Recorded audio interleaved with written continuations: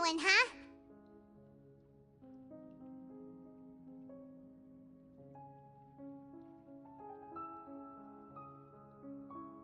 Speaking of which, it was pretty smart of you to think of hiding here. Poisson was just involved in a disaster, so it's presently devoid of people. That naturally makes it the best choice. And here you are drinking tea like it's the most natural thing in the world, huh? That's what families should do. Sit and enjoy a leisurely time together. It's nice to enjoy tea here, you know? Care for a cup? Ahem. Lend me your ears, everyone. Or perhaps one of you might like to start us off. How about... Me? No, I don't think I can. Then, how about you, good sir? I fear that I will cause the mood on this boat to become as somber as it is in court. Well then, I guess we're lucky we've got a local like me to organize things. Wonderful, the spotlight at last. I guess I'll be facilitating things from here. That was a little long-winded, don't you think? Oh, you might be right. Anyway, to cut to the chase, our friend here, the Traveler, has brought us together to discuss something. As for what that is, well, let's start by saying that we'll be pooling our efforts. Oh, how intriguing. Well, it's just an expression, really. One that I just learned from Chlorand, and used on the spot. So, let's invite her to explain in detail. A round of applause, please.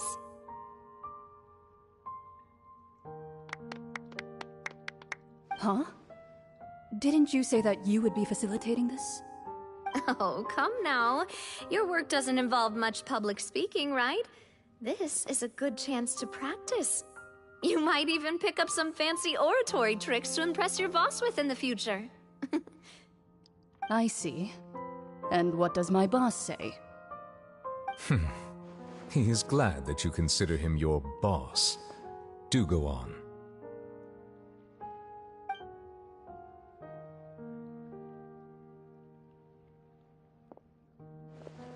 In that case, do any of you have experience hunting? Not that I recall. Fremine and I once used a wooden stick in a basket to catch wild rabbits when we were younger. As for Lynette, oh, right. You were sick that day, weren't you? I've also gone diving to catch some fish before. Does that count? I'm afraid not. You may or may not have heard, but Fontaine once played host to a group known as the Marechaussee Hunters. Though that was their name, they did not hunt animals, but rather various monsters left behind by the ancient dynasty of King Remus. Today, Fontaine's monster population has already thinned greatly, so the hunters have blended back into society, taking up arms in other lines left a unique methodology of hunting in their wake. A trap comprises of the following components: bait, a trigger, and a containment device. Sometimes a lethal implement will also be necessary to deal with the prey. So, if we were to build a trap together, right now, what would you choose to build it with? For me, I would prefer something basket-shaped. Pigeons and rabbits will see the bait and naturally enter the snare. Our line of work requires a deft hand, and we're some of the best in the industry, so you can count on our techniques. You used some of those techniques while moving the people of Poisson, didn't you? My subordinates mentioned that you even performed some magic for the bawling children. Yes, and I even managed to gather some intelligence in the meantime. I'm quite the multitasker if I do say so myself. I'm afraid I can't claim that as my strong suit. I prefer more stable methods, like placing bait in the water and waiting for the fish to come within reach. That's the kind of method I would count on. Calm and steady. Exactly the kind of person who would catch loads of fish. And I can be their assistant. With discretion, I'm sure. I'd probably use some sort of mechanical animal. Papa once bought me some small clockwork squirrels, mice, and such. When placed in the forest, they can attract others of their kind. I remember that you liked those too, didn't you? I did. And that would be a good way to go about it. If they're realistic enough, animals of the same kind will follow them all the way to the trap. What about you, Monsieur Neuvillette? I fear I do not have any related experience. That makes sense. You usually solve problems directly, without the use of any such tricks. But I do have one more question for you, Monsieur. If we were to create a trap now, how would you design it? I would like for it to be effective, but bring no harm to the prey. A more gentle trap would be ideal. Kind, as always. However, our intention doesn't necessarily change the containment device and the type of implement we need. If we wanted to kill the prey in one strike, we would need a powerful implement. However, that also goes for prey that must be captured and safely contained. Wait, why's that? Only a hunter who's a true expert at subduing their prey can snare it without harming it. The line that divides life and death is often exceedingly thin. So are we going hunting together? Huh. We hadn't thought of seeing ourselves as hunters. It kinda works, but maybe it's still not the best metaphor. If our means of capturing and dealing with our prey is to put them on trial, then the hunting metaphor is actually quite accurate. But we shall require much more courage than any hunter to judge a god, a being whose seat is an exalted throne.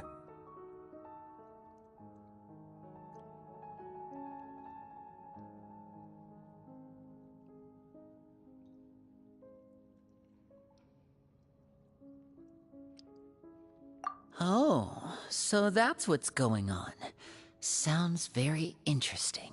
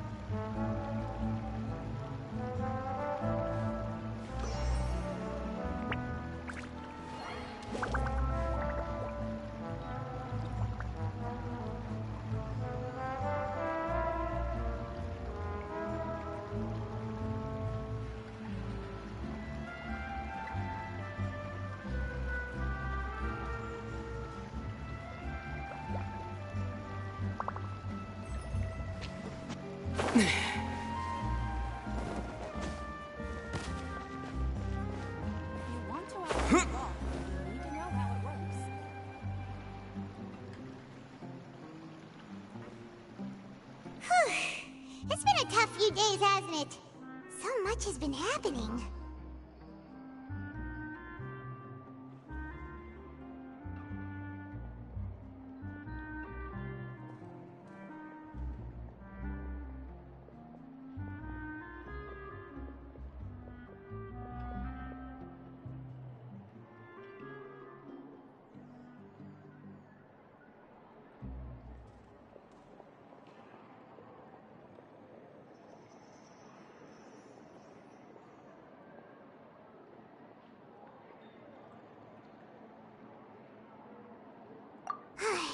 Paimon didn't think the meetings would go on for so long, but everyone seemed pretty fired up, huh? Paimon thought they'd be at least a little frightened. Well, Fremine was, now that Paimon thinks about it, but everyone else just looked a little surprised.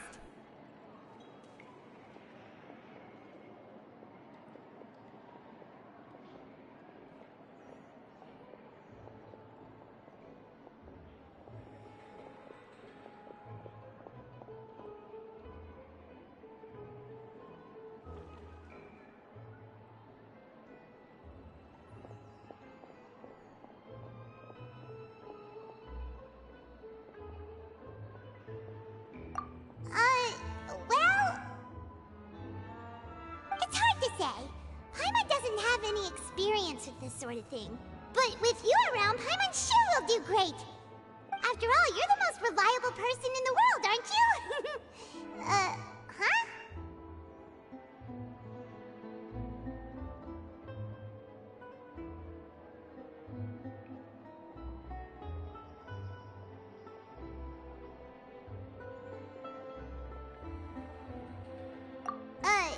Did you just pour some tea? Paimon didn't notice you doing that at all!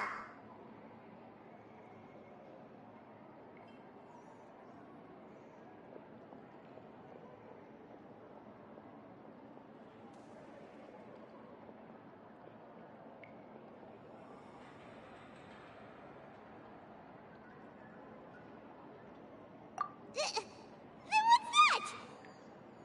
Paimon's never seen that cup before! Don't be frightened. I'm just joining you two for tea. I merely refrained from saying anything till now. Who's that voice? But there's no one here! Ah, have you forgotten me already? Wait, you are familiar. You're the voice we heard from the sky in Sumeru! The voice from the sky, hmm? I fear that description is wrong. Though, not completely wrong. You're feeling lost now, just as you were feeling previously. I sensed that confusion and thus came to you. Guiding people is an irresistible hobby of mine, after all.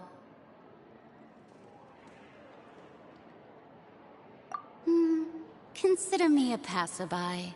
Just accepting a commission from my friend's disciple on a whim.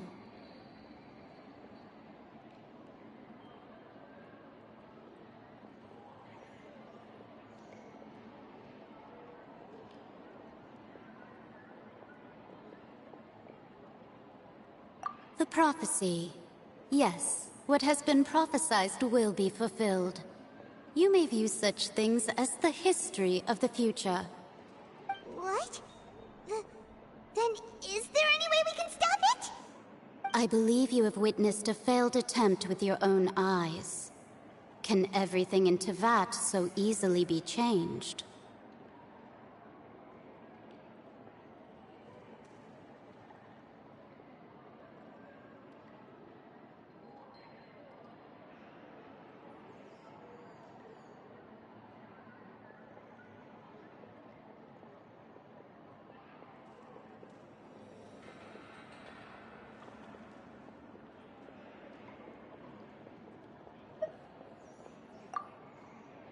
Ah, so you've caught on. Just as prophecies are usually only the future as seen from the perspectives of the gods, could things be happening in hidden corners where the gods' gaze does not fall? Are the things that you shall see different from the fate that the gods perceive?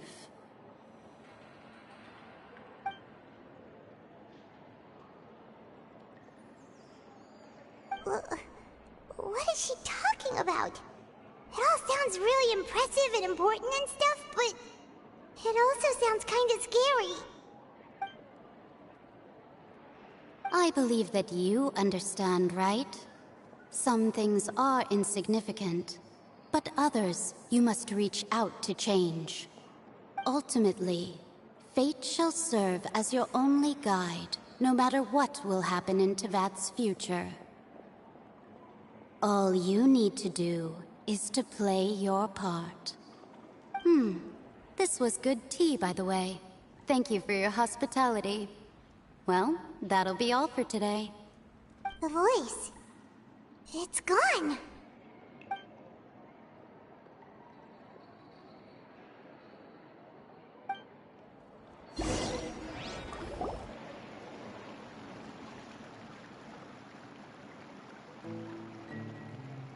What? I want to hear someone talking. All right, coming. Hey, it's you who's getting lazy, okay? Well, I see I've walked in on some lively banter. Luna! Fine, just fine. I went to take part in that Steambird panel. It turned out to be more interesting than I expected. Not all Fontanians are pessimistic about this. One journalist mentioned that sitting around and waiting for the end to come would be wrong, and that they should make their own rescue preparations. I agreed, so we had a brief chat with her. Did she have pink hair by any chance? Why, yes, it was Charlotte. I assume you've heard of her, no? That daredevil journalist? I'm in full support of her view. Prophecies are very important, but how can people allow their lives to be commandeered by just a few words? That's right! Paimon's glad to hear something sensible for once. Ah, yes. About what we had discussed before. I did try, but I'm afraid I couldn't reach the old hag. I'll try again tonight, but I wouldn't get your hopes up.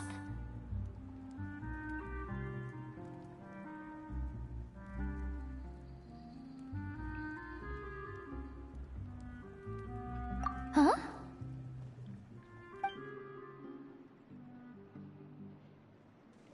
Goodness gracious. Are you serious?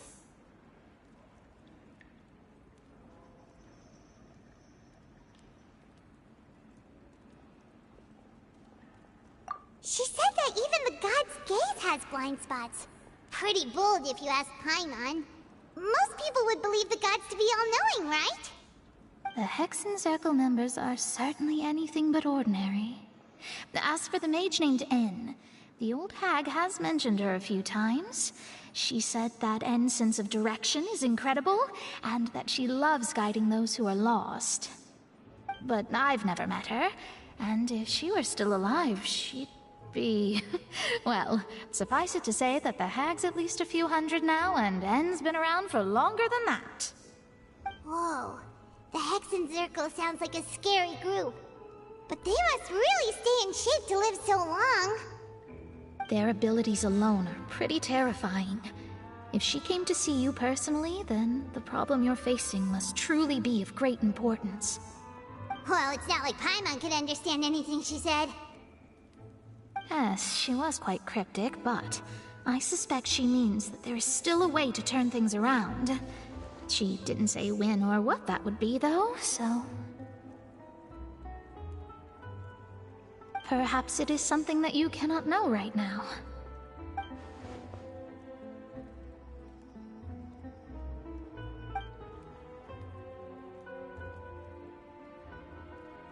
Traveler, Paimon, are you two all right? Oh, we're fine. We're just a little down right now. It kind of feels like the end is coming, you know? I see. I feel that same sense of desperation, too. I guess you could consider me someone who has often witnessed fate. So far as I have seen, it cannot be swayed. But even so, I still hope for, and believe in, miracles. Astrology is eternal and rational, but fate may not be. It is cruel. but it can also be beautiful. Perhaps that's what En was trying to tell you. Not to lose heart, and to believe that what you are seeing playing out before you is not yet set in stone. I did originally think of steering clear of all this, but I couldn't. Even if this is all futile, I still wish to help everyone. If we don't struggle to the last, then how can we face the end when it comes? Huh. You do have a point. There I go, talking about astrological principles again. Sorry about that. The moment I start talking about work-related stuff... I need to get going.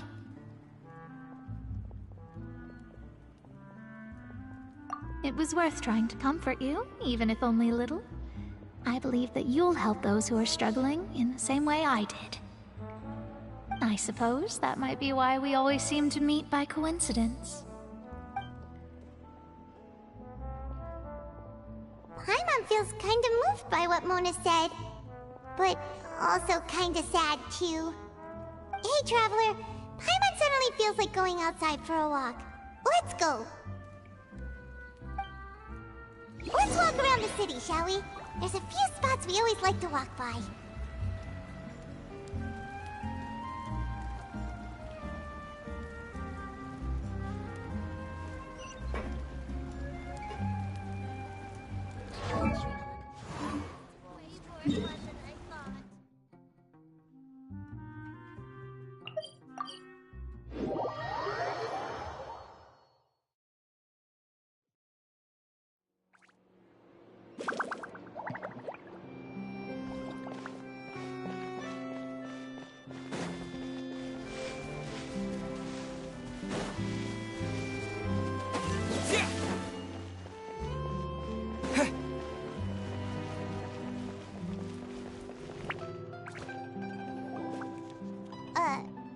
Huh?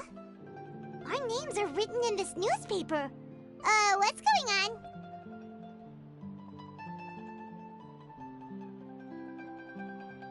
Let Paimon see! The underwater stronghold, the Fortress of Meripede, has continued in its noble autonomy, but that does not mean that others cannot interact with it. My recent attempts to enter the fortress bore little fruit. Huh. Guess Charlotte still hasn't given up on that. Thus, did an Outlander friend become the focus of this report? A blonde adventurer with their white fairy, legends trailing in their wake. It is said that this mysterious traveler once visited the underwater fortress. So while the fortress's interior remains a mystery behind closed doors, do not fear, for the tales of the traveler contain surprises in spades. Journalist Charlotte's biggest scoop yet, the Traveler's Trail, World Walker. Huh. Charlotte took so many awesome photos of us and we never even noticed her. She hasn't been able to get a hold of anything at the fortress, so since we're easier to find, she's using us as the subject matter instead?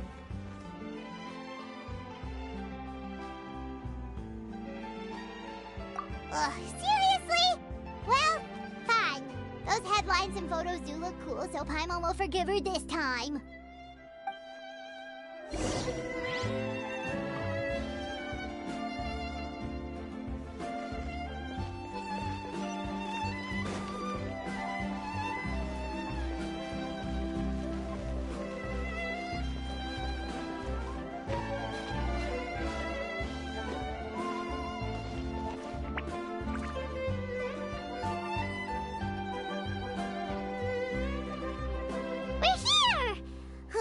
Paimon's hungry.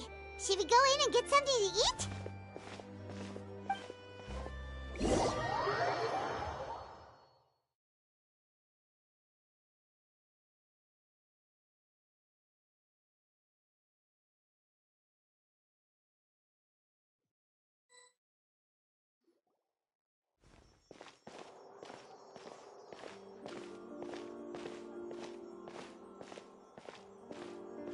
Hey, quick!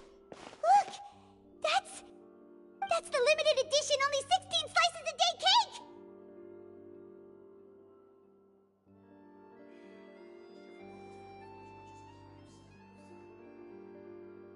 It was so delicious the last time we tried it, despite the tense situation we were in. Let's give it another go. I'm sure it'll be great.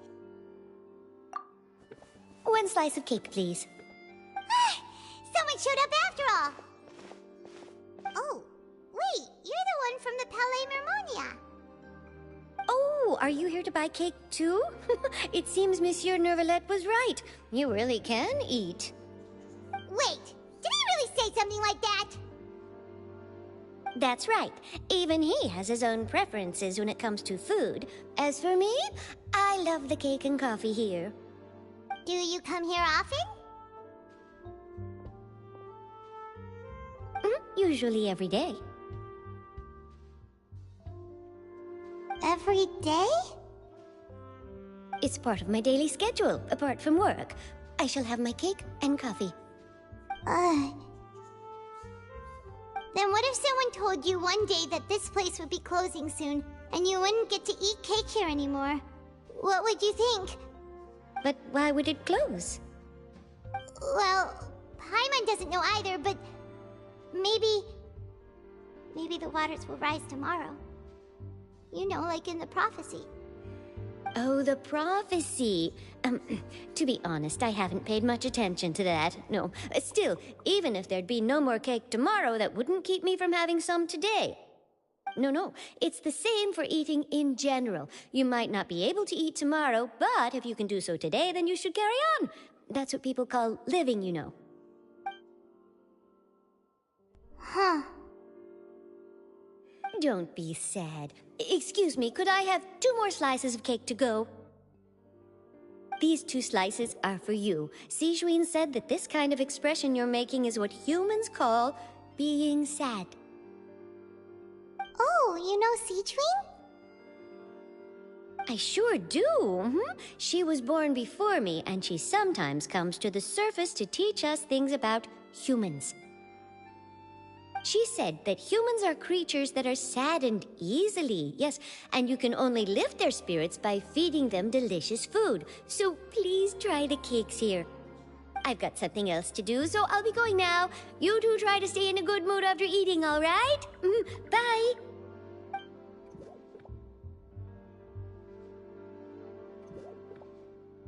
And there she goes. All right, let's dig in. I'm sure this cake will be delicious.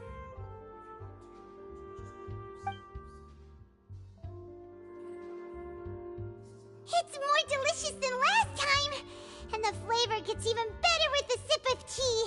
It sure would be nice if we could come again tomorrow. Sure would be nice if we could always eat delicious food here.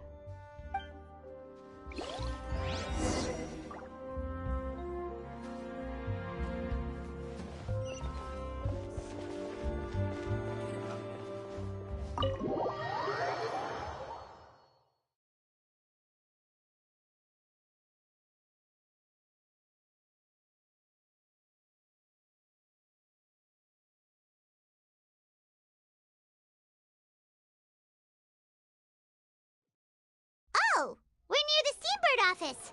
Let's go look for Charlotte and have a chat.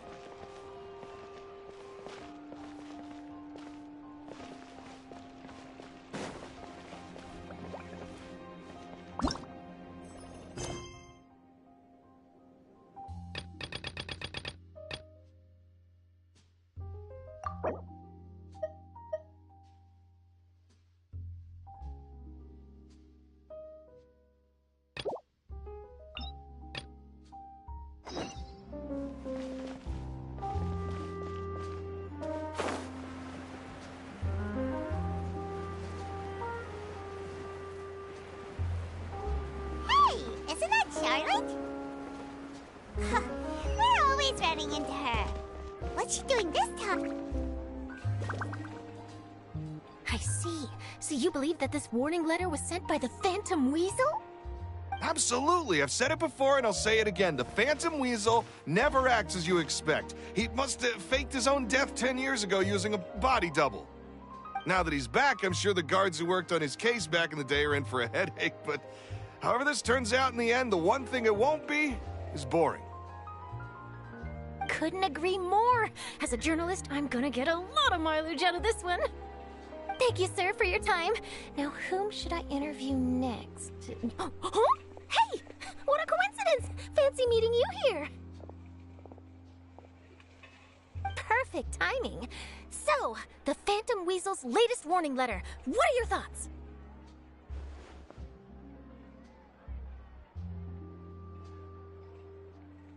Yeah, this is the first time we're hearing of this one. Could you clue us in? Huh? Oh, sorry. Yes, this case is from a decade ago. I guess you wouldn't know about it. Well, not to worry. You're in good hands because I'm a professional. The story goes like this. 10 or so years ago, a phantom thief became active in the court of Fontaine. Known only as the Weasel, nobody knew his true identity, and the authorities never managed to catch him. Wow, cool! He sounds like one of those mysterious night burglars that you read about in novels.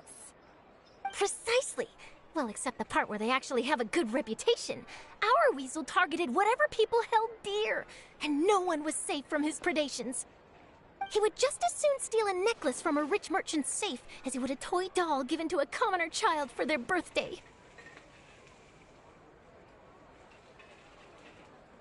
I know.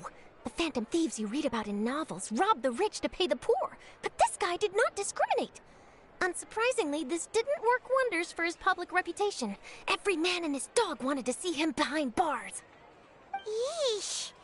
So, did they catch him? Not exactly. There's a good chance that the Weasel would still be at large to this day if it hadn't been for an accident 10 years ago. A magician named Caesar fell to his death in a botched high-altitude escape performance.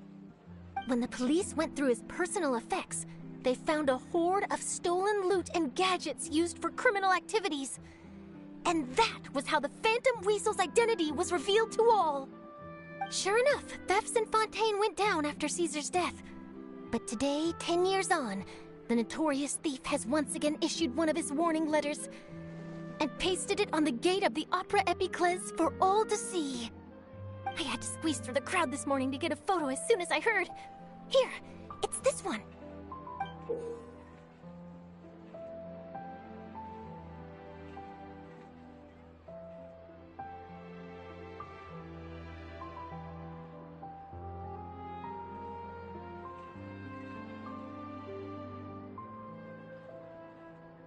So, this is the warning letter, huh? Let's see what he wrote.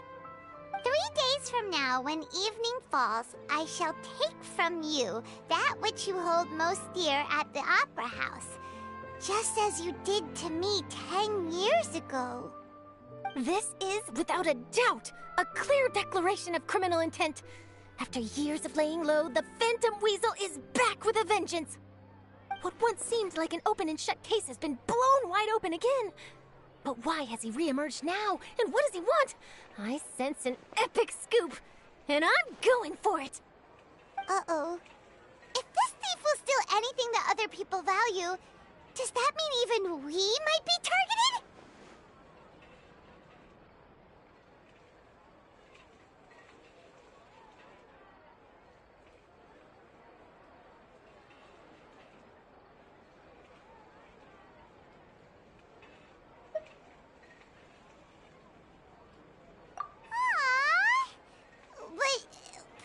Doesn't want to get kidnapped?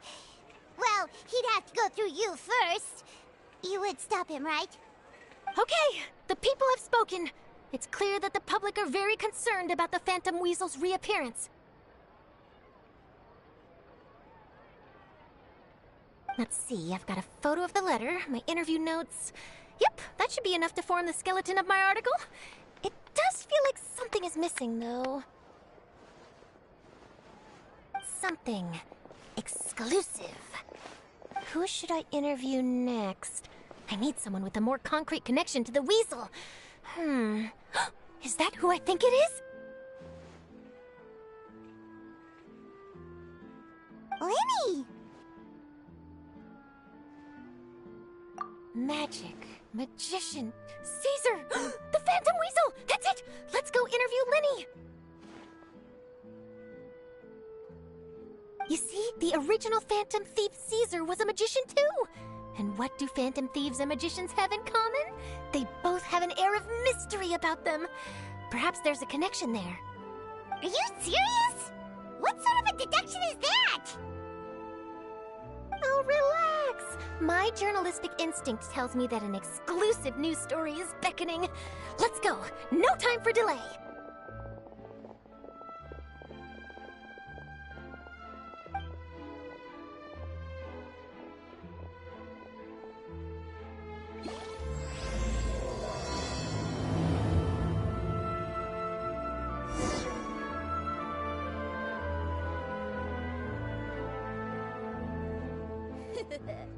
Take a guess.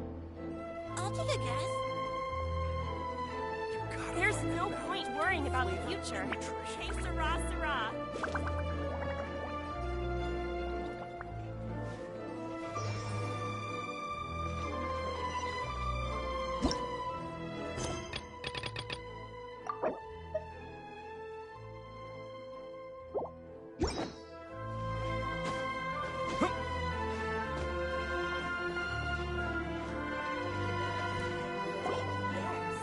Wow, Mr. Magician! How did you know which card I picked? Oh, it's simple. Come closer and I'll let you in on my secret. Magicians have a special skill called telepathy, which means we can read other people's minds. Really? Then, what am I thinking now? Well, first you need to relax, because I can see that you're clenching your fist in your mind, as if to say, no, I mustn't let him guess it. Aww. And now you're getting a little flustered. You're trying to find a way to empty your mind, to think of nothing at all. But the more you try to hide a secret, the easier it'll come out. You snuck out from home today, didn't you? You told your family a little lie so you could come out and play. Now, that's not a good habit. You can tell? Oh boy, you really can read my mind. Of course. Oh, and that's the end of my performance. You should really be heading home. Remember to apologize to your family, all right? They must be worried about you. All right, got it. Bye, Mr. Magician.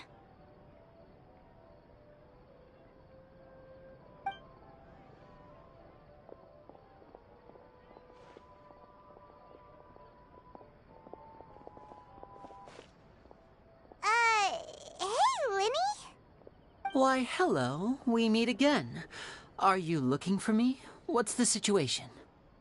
Well, why don't you guess, Mr. Telepathic? Oh, please. You didn't believe that spiel, did you? The power of telepathy is quite beyond me. I'm sure that child would beg to differ. Seemed like you were right on the money. That was nothing more than a little trickery. I made an educated guess based on his micro-expressions. That, plus the fact that he was the only kid here without his parents, and he looked as guilty as sin. He made it easy for me. You guys, on the other hand, let me guess. Don't tell me you're here for the Phantom Weasel, are you? Wow, got it in one! Is this more of your trickery at work? Wait, really? No trickery this time. It was pure luck. His warning letter's been the talk of the town, so I figured that maybe you were asking around about that. Bingo! I plan on writing a column reporting on the latest news about the Phantom Weasel. So, Linny, what are your thoughts on this infamous thief's reappearance? To be honest, it makes me angry. Angry? Why? You read his letter, right?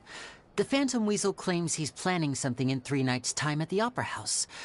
That's the night I'll be performing there.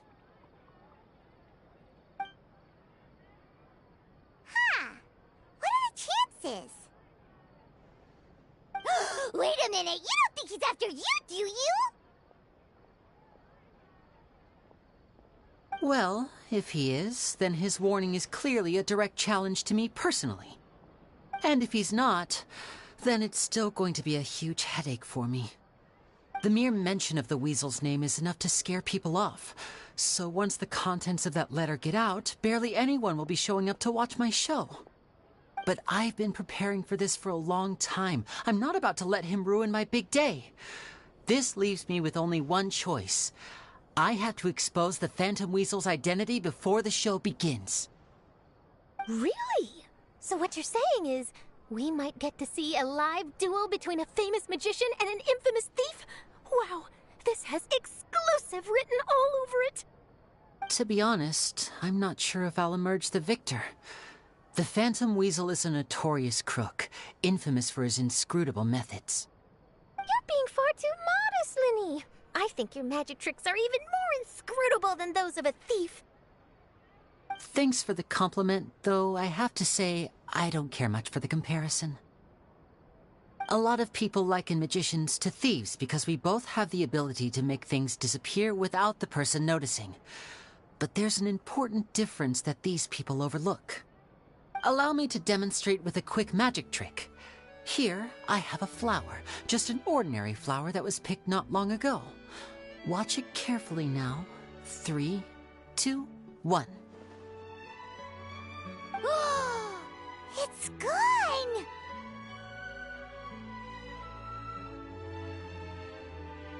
That's the question. Where did it go? Therein lies the difference between us. Thieves make precious things disappear, but only magicians make them reappear. If I could now invite you all to check your clothes, there might be a surprise in there somewhere.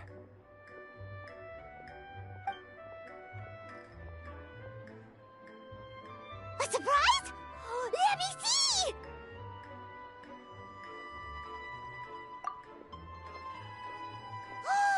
It's right there! But how? You haven't moved this whole time! What an outstanding trick! Sorry, Linny, it seems that my previous praise was woefully inadequate. Clearly, magic is the superior art form to theft. Don't worry, I didn't take offense.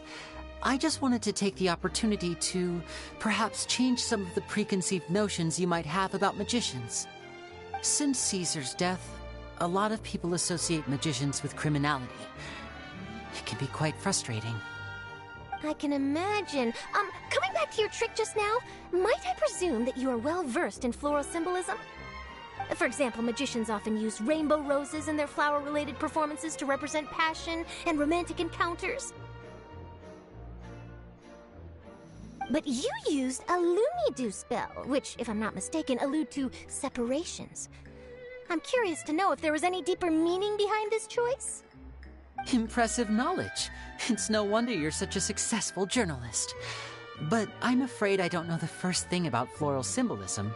I'm just in the habit of using Lumidu spells in my magic. It sounds like something I should look into, though. I'll buy myself a copy of Fontaine's Floral Language Facts when I have some time. But it'll have to wait until this Phantom Weasel business is behind us.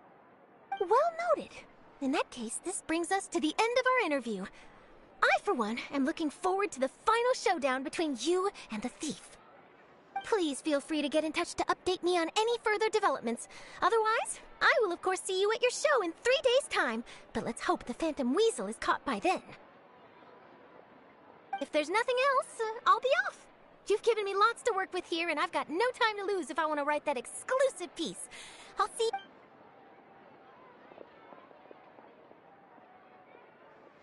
So, Linny, are you gonna tell us how you did that flower trick now? I'm afraid that's my little secret. Aww. Well, magicians are entitled to their secrets. You feel it too, right? So itchy! Not so itchy then, huh? Well, since you're so concerned, how would you like to serve as my temporary Magician's assistants? Oh, that sounds fun! Assistants are technically magicians, too! Also, it'll bring us one step closer to figuring out how that darn trick is done, Shall we go for it? Excellent. Thank you for putting your trust in moi. The first thing we need to look into is who Caesar really was. If he truly was the Phantom Weasel, that means that the Weasel is dead, and whoever wrote this warning letter is just a copycat criminal. But if he wasn't the Weasel? Well, that'll make things more interesting. It would mean that the Weasel lives, and he's been laying low all this time in some corner of Fontaine. And if we're investigating Caesar, his fiancée Gemma is a good place to start. Word is that she visits the cemetery often, so I asked Lynette to wait for her there. We should make a move. Let's go and rendezvous with Lynette.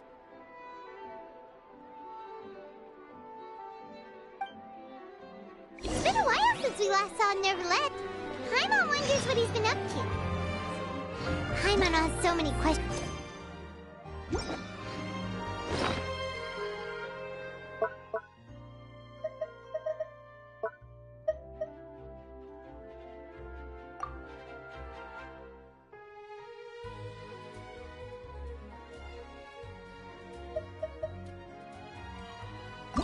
Everyone, but if we bet the Fonta promoter would get the value.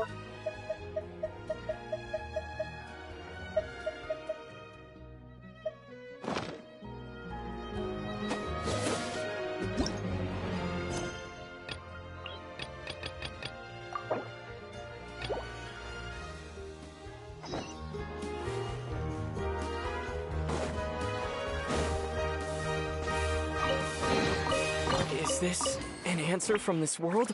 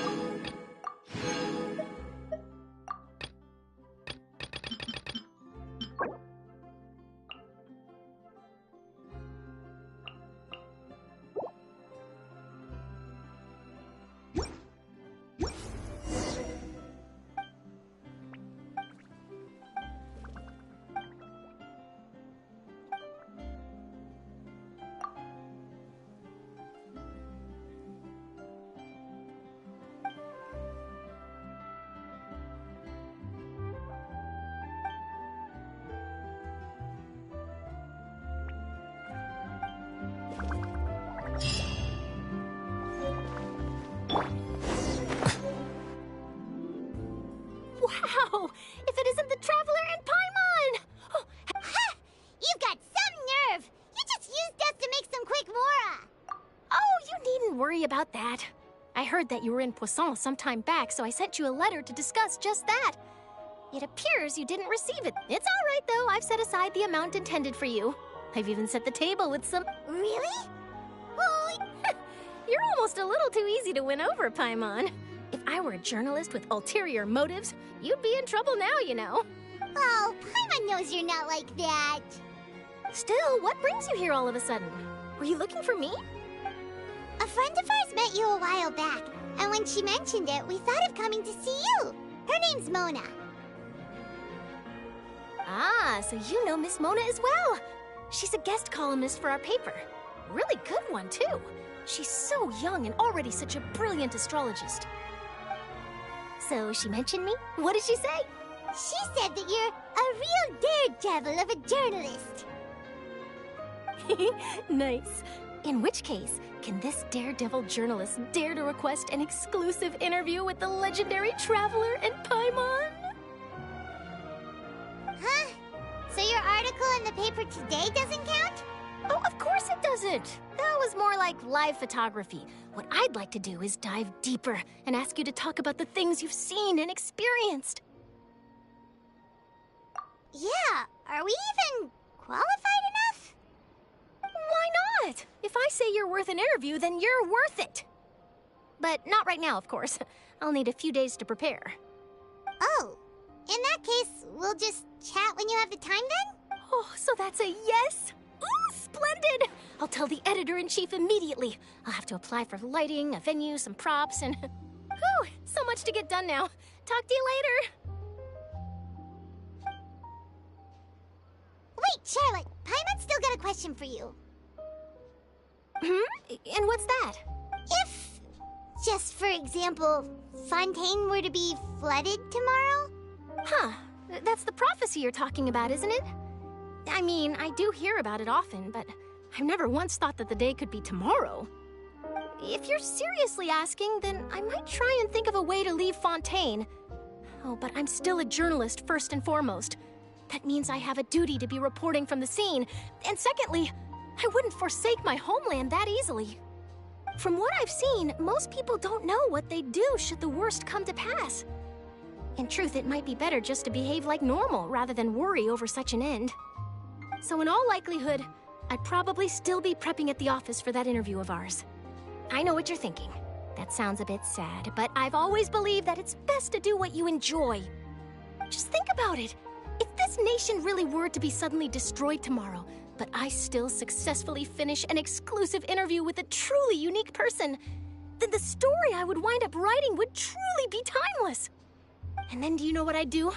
Well, I'd write that story, send it for printing, and use messenger pigeons to get copies out to the various nations. I'm not a dreamer, nor am I a workaholic, but I do love my job, and I'd be proud of leaving such an article behind.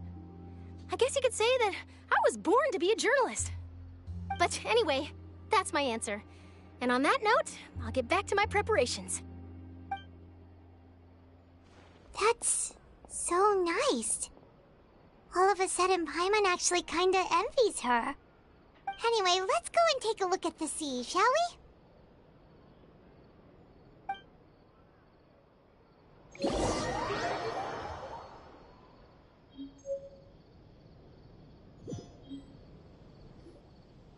The sea breeze and scenery can be a pretty soothing combo, huh? Paimon's been thinking. If it wasn't Fontaine, but all of Tevat that would be destroyed tomorrow. No, Paimon should ask, if you could choose, what would you like to do?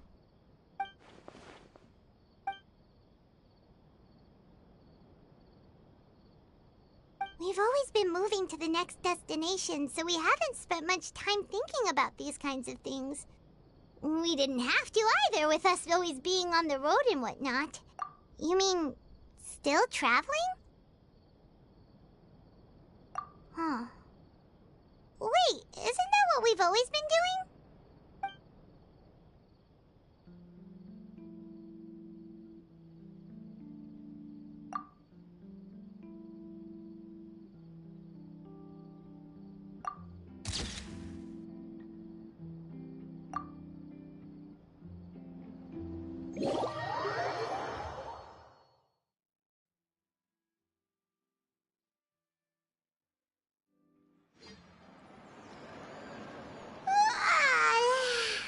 Feels like you'll grow mold if you stay here long enough.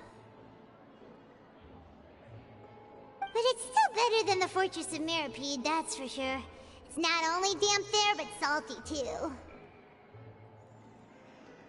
Ah, so the two of you are still here. Wonderful. Oh, you're from the Palais Mermonia, aren't you? Yes, I'm Isadora. Monsieur Nervillat sent me to look for you two before. I heard that afterward you went to the Fortress of Meropide.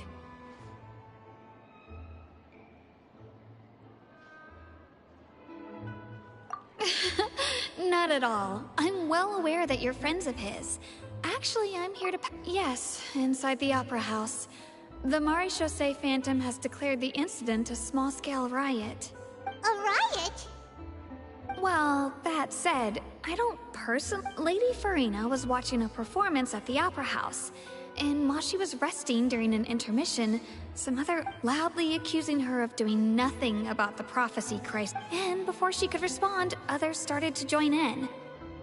The crowd continued to grow, and protests against the Hydro Archon started to break out. So people have started to put the blame on Farina. Guess they finally found an outlet for the pressure they've been under due to the prophecy. I agree. People will naturally rely on gods, as is customary. But the moment people feel threatened, gods are also the first to be blamed. So what happened after that? Is Farina okay? Seeing that the situation was spiraling out of control and that further argument was pointless, she claimed that she'd gotten tired of this and left in a hurry. The Maréchaussée Phantom had their hands full maintaining order and did not catch where Lady Farina had gone. Only when things had stabilized did we realize that she had gone missing. So, you mean she's still missing? That's right. The Maréchaussée has dispatched many people to search for her, but we don't have any leads yet. That said, I don't think there's much to worry about. She is a god after all. Even if she were to fall into the hands of rioters, what...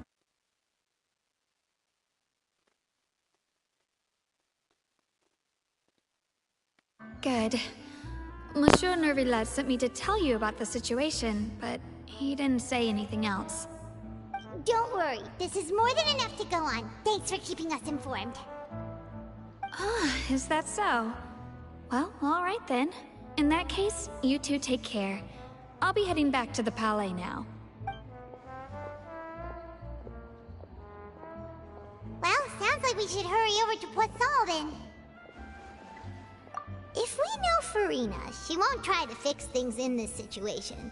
Instead, she'll look for a place, and as we also know, she may be loud and dramatic, but she doesn't have a heart of stone. When Nervillet was talking to her in the Palais Mermonia, and she heard about Poisson, she couldn't hide her sadness and remorse. It would be hard for her to ignore being accused by the public today. Paimon thinks Farina's probably taken the opportunity to slip away to Poisson and... Huh! Well, what do you think? Paimon knows the answer, of course, but Paimon can do the analysis to back it up, too. Cool, huh?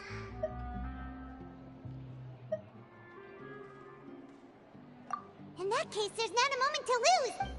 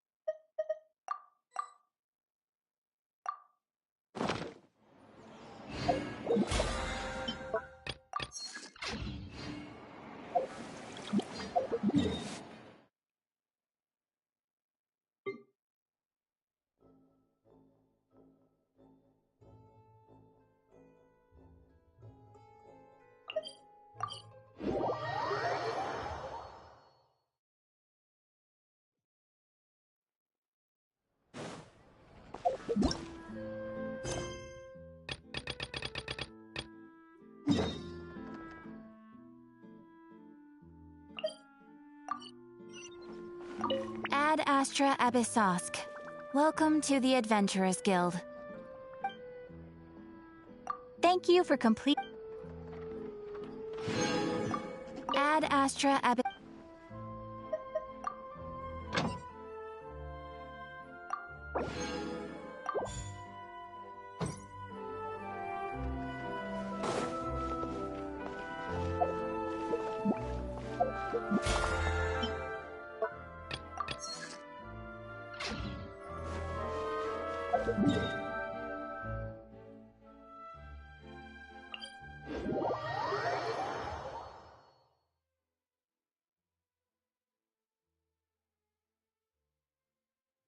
This place looks deserted. Guess all the survivors must have evacuated already. All that's left here are signs of devastation. Could Farina really be here? Let's try to find her as soon as possible.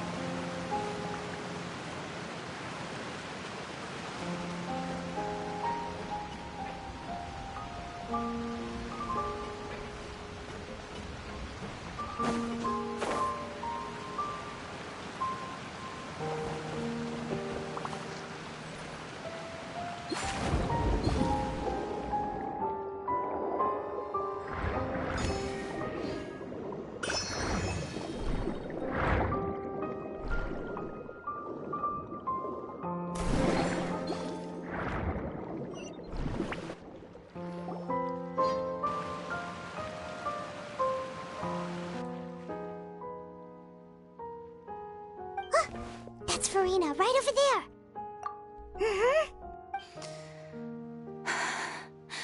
Should I just give up? What was meant to happen did happen after all. Everyone's dead. I'm sorry.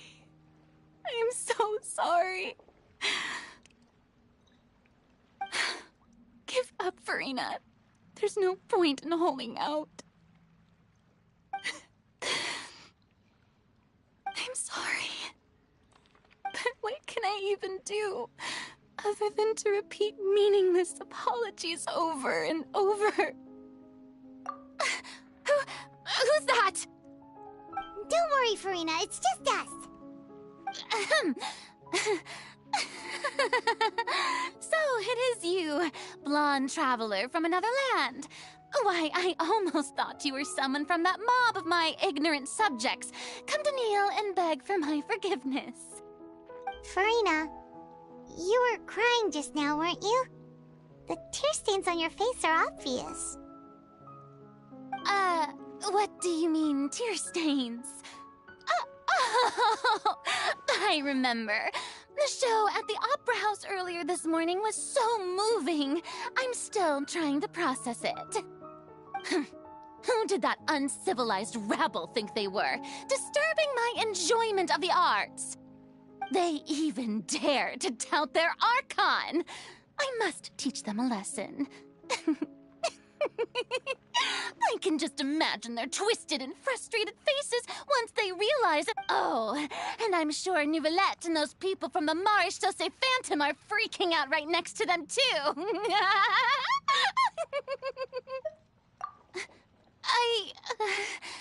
Of course not. Hey, there she is! The Hydro Archon's over there! Quick, after her! Farina, those people seem to be after you. They are? They're just some rabid fans who want to cut the line. That's against the rules. I can't let them get their... Farina just ran off! Quick, we have to catch up with her!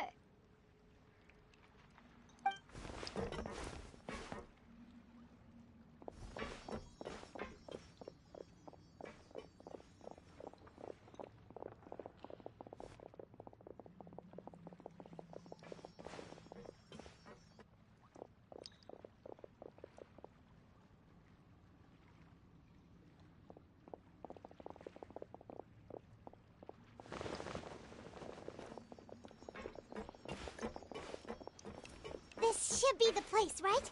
Hey, Farina! There's a good hiding spot over here. Quick, come to Paimon before the rest of them catch up to you. What is this place? Hurry, they're almost here! Fine, fine. I suppose haste is warranted. Lead the way.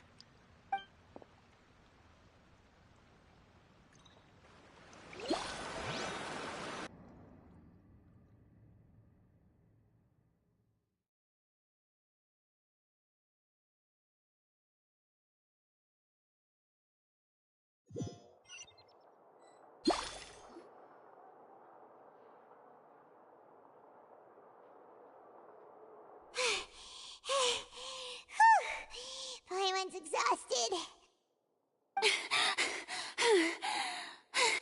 No, I mean, I merely gave in to the sheer enthusiasm they displayed. You're right. Yep, that's a good girl. What's happening? The ground's shaking. Yeah, a quake of this kind preceded the flooding in Poisson, didn't it? It can't be. It's happening again.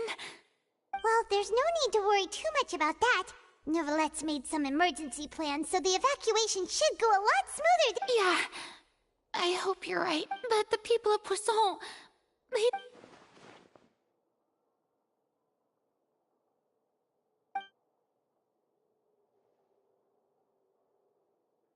It's true.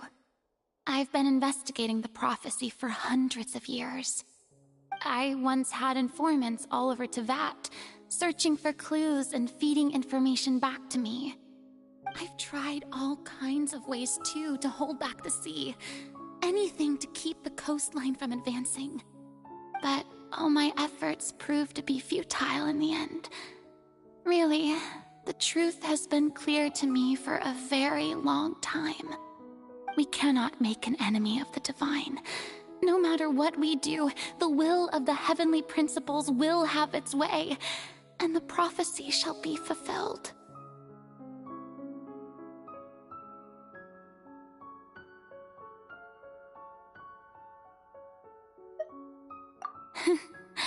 Give up. I do love the sound of that phrase. Indeed, I've thought about giving up so many times, especially after we almost lost Poisson.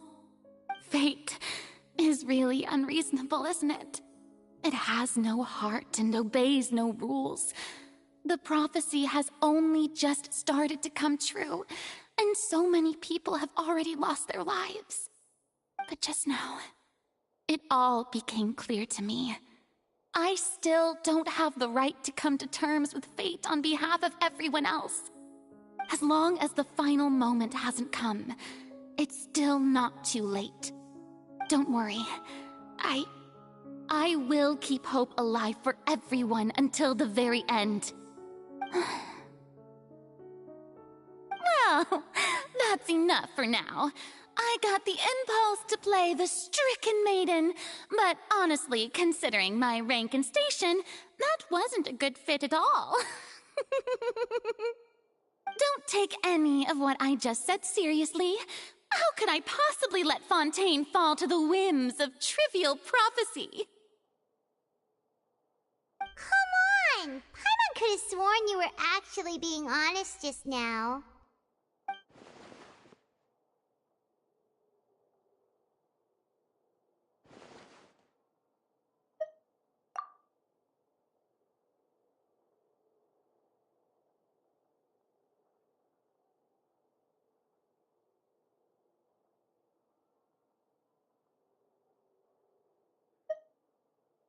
Share my burden. That's impossible. It was fated right from the start that this would be my duty alone.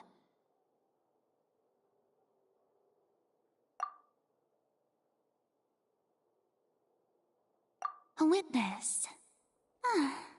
Yes, I've heard that you came to Teyvat from beyond the stars, yes. In other words, you never belonged here. And if Teyvat is, in its entirety, a show on a stage, then you're just a spectator, aren't you? If that's the case...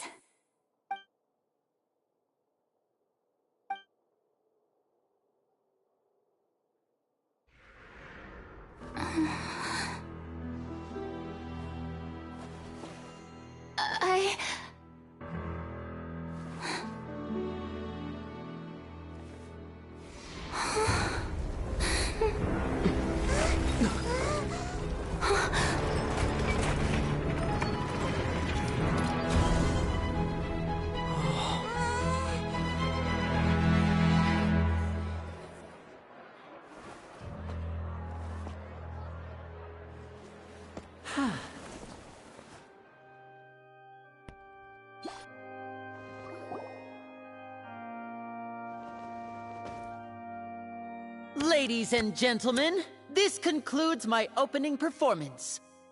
Now, without further ado, we may proceed to the trial of our god. So this is what it is. Yes, you deserve praise for the effort you took to raise the dramatic stakes. Do not forget, however, that I am Focalor, the god of justice, the embodiment of justice itself. Does it not strike you as even the least bit absurd to bring the very concept of justice to trial? May I interpret these words as your refusal to stand trial? In that case, you will have the opportunity to defend your honor through a duel. You would draw your blade against a god?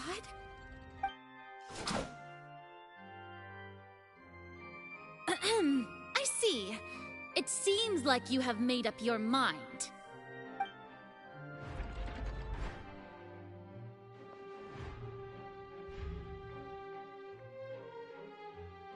Paimon can't believe it. She just surrendered. What the heck is going on? Did I just see an Archon surrender to a human? Wow, how utterly humiliating. Lady Farina, what is the meaning of this? It would seem that there has been a misunderstanding. To be clear, the raising of both hands is not always an indication of surrender. Looking for excuses again, huh? I raised my hands just now to indicate my acceptance of the trial. No duel shall be necessary. I will admit that I've been running away for a long time. I'm sorry, everyone. I was unable to protect the people of Poisson. It is my duty to stand trial for my crimes. You are not the only ones to be disappointed in me. I, too, am exceedingly disappointed in myself. But now, it is time for the Hydro Archon to show you her courage and resolve. I, Farina, will use this trial to show the world the true meaning of justice! This time, I will protect you. Applaud and rejoice! One of the most outrageous and fantastical arcs known to the opera epiclese is now unfolding before your eyes. Mark my words, this shall be one of the most exhilarating and brilliant shows ever to grace the stage of Fontaine! The trial of the Hydro Archon, Focalor, will now begin! Woohoo! Oh, now we're making history! Why does it feel like Farina just took over the whole thing? Like, come on! Didn't she just get forced to stand trial for her crimes? Also, even though she's still acting super dramatic, she is taking this seriously this time, right? All right, then. Who will be my opponent in this trial? The court asks the prosecutor to please take the stand. Is that so? Very well. Then please speak, witness of Tivat, my accuser and fated opponent.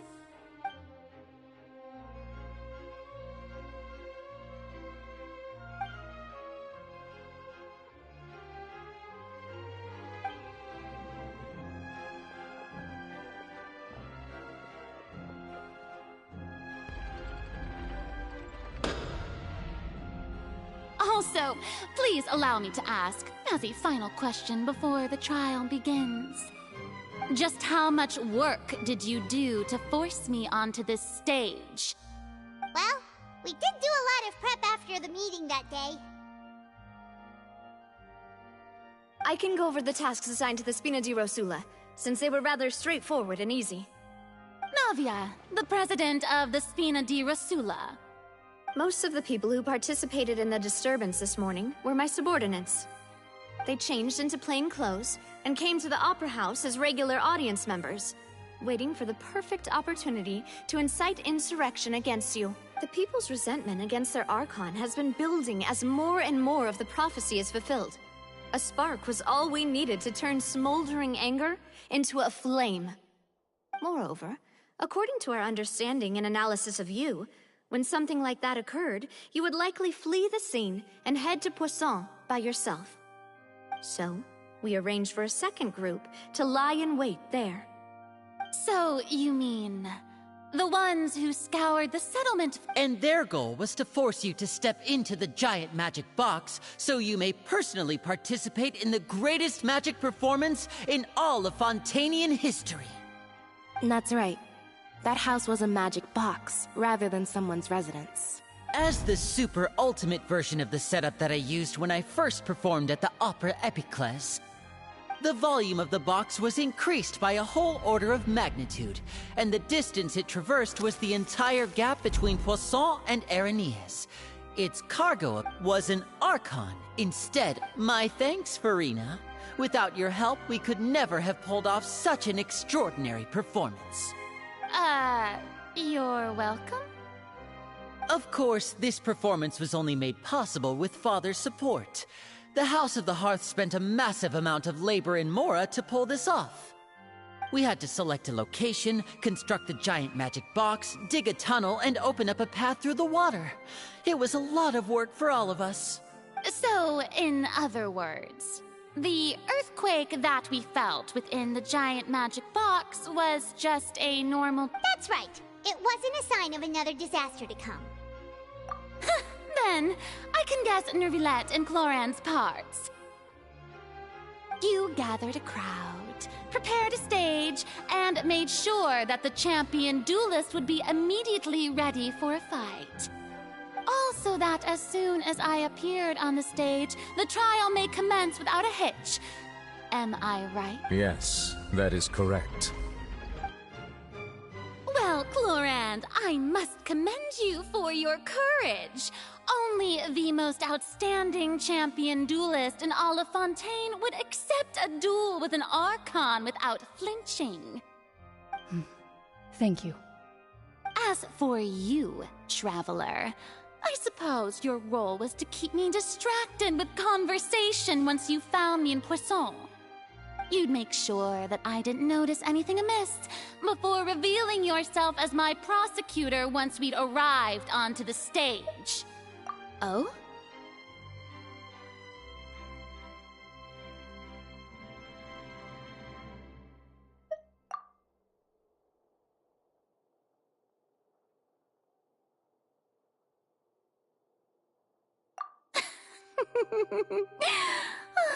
Is that so?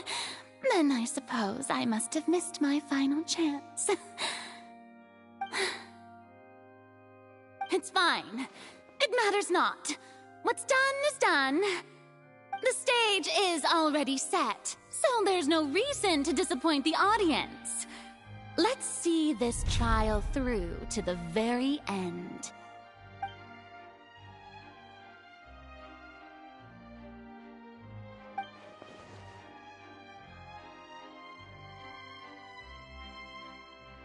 Sir Prosecutor, please allow me to pass this along. This is a document that Miss Charlotte applied for and received permission to share with you during the trial. According to her, it should speed up the proceedings. Huh? Charlotte wanted to give us something? Oh, so she's here too! Hey, Charlotte! Oh, let Paimon see. Isn't this the exclusive interview that she did with us before? Wait, then that means this document is a perfect timeline of everything that's happened ever since we stepped foot in Fontaine! So in other words, we can refer to this anthology of evidence every time we want to use something from our journey as evidence for an argument! Let's quickly confirm the information in it. Just think of it as a refresher, alright? You defeated... The words of someone at the Fortress of Meripede was almost destroyed in a single day. That I didn't witness that scene personally will always be a source of professional regret, I think.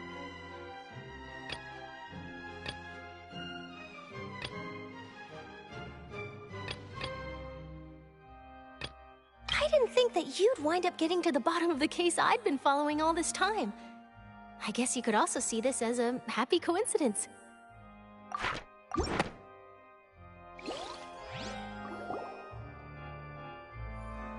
The prosecution and the defense are both in position. The trial shall now begin. Oh, come on, Nervy lads. There's no need to repeat all the unimportant legalese. Just fast forward to the part where the prosecution lays out my offenses. As the defendant and the lead actress of this performance, I still haven't even been informed of my supposed guilt. Of course, it is only natural for humans to struggle to understand the actions of a god. However, you will need more than that to convict me of a crime. That's true, but my charge here is unrelated to your conduct as an Archon. Instead, I would like to charge you as a fraud who's never been the Archon in the first place. Wait, what was that? Lady Farina's a fraud? Hey, I came here thinking that we were going to try the Hydro Archon for forsaking her duty, but did I hear that right? She's not our Archon at all? Charge accepted. Lady Farina, do you plead guilty to the charge?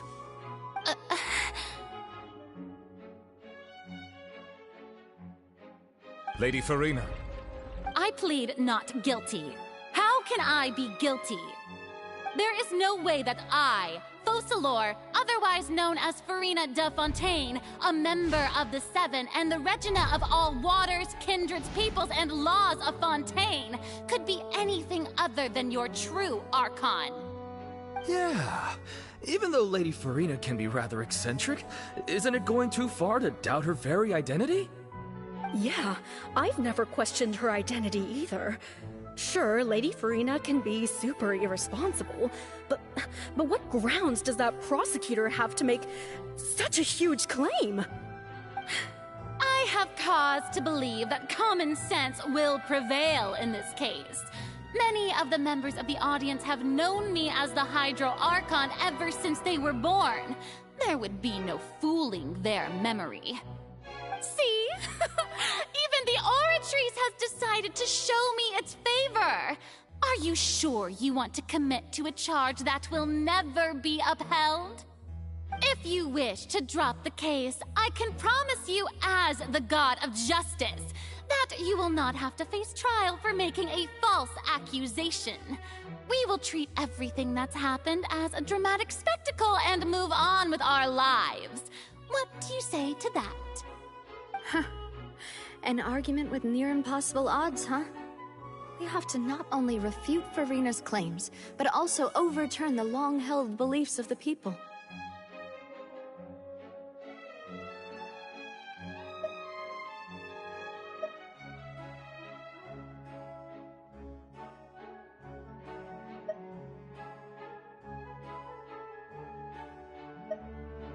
Well, I tried to give you the chance to surrender. If you must persist, then let me ask.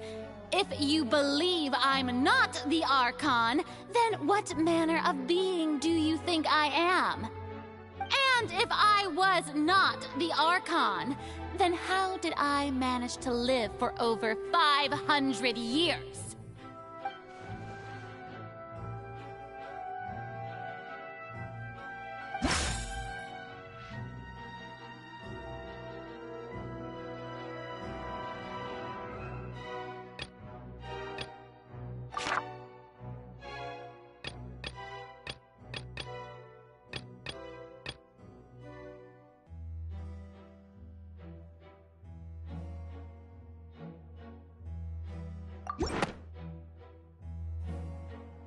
First of all, you may be a member of another long-lived race, which would allow you to naturally possess an extended lifespan. And second of all, even... Who gave you that idea? Was it the knave? You'd sink so low as to use a harbinger's words against me.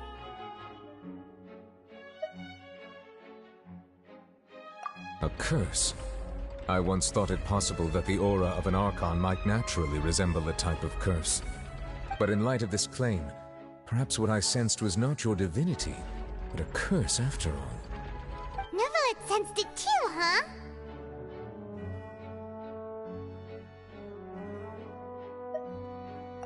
Lady Farina is actually... Well, it is true that it's extremely difficult to tell humans and gods apart just by looking at them.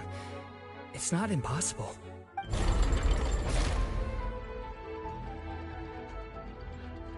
Well, don't start celebrating too early now. Even if I have been carrying a curse like you said, how does that prove that I am merely a human being? Besides, everyone knows that the main difference between a human and a god is the possession of authority.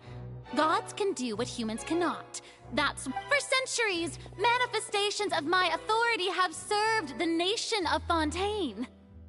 One need only to turn their eyes towards the Oratrice Mécanique d'Analyse Cardinal in this very opera house, or consider the indemnitium that is used in every aspect.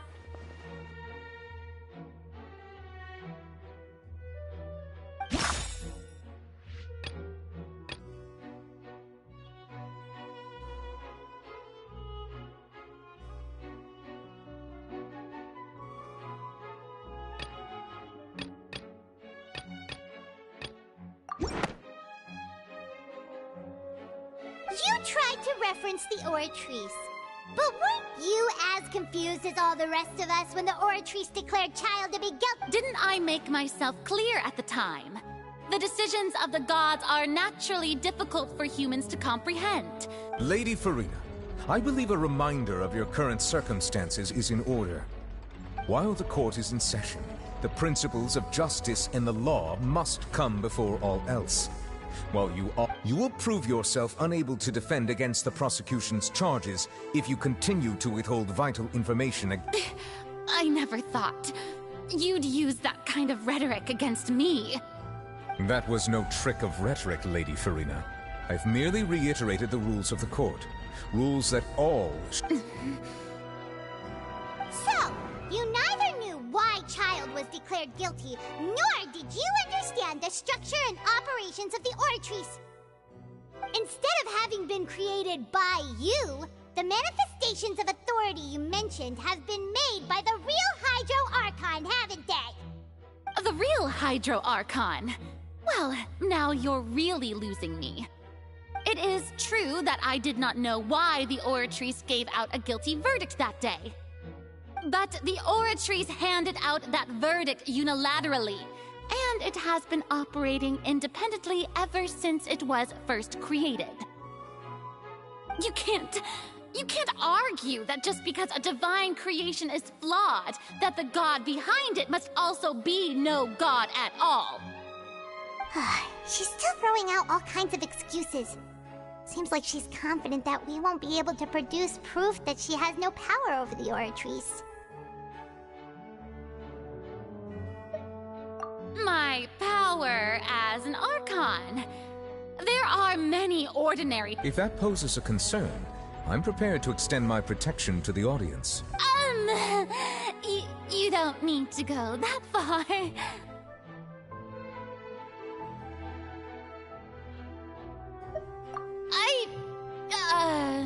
Aren't you the Hydro Archon? Or is it that you can't even wield the power of Hydro, much less the authority of a god? Indemnitium! Yes! It's all because of Indemnitium! All Archons derive their power from the faith of the people, and I've converted the people's faith in justice into Indemnitium! Thus did I give up all of my divine power to provide everyone with energy for their daily lives. Have you ever seen a more magnanimous god? Isn't that a huge stretch?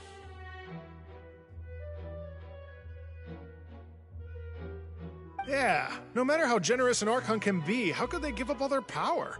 Can a god with no power even still be called a god?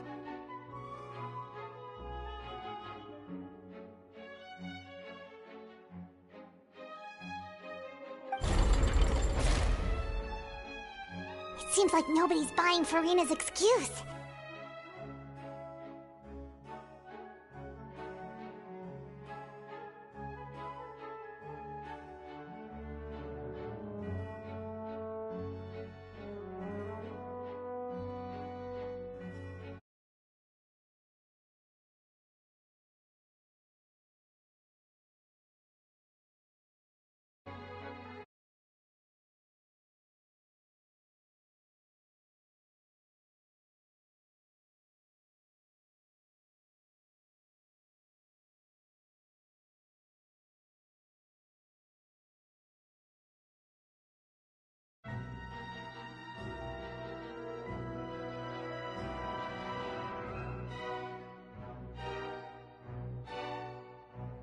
Hey, come now, everyone!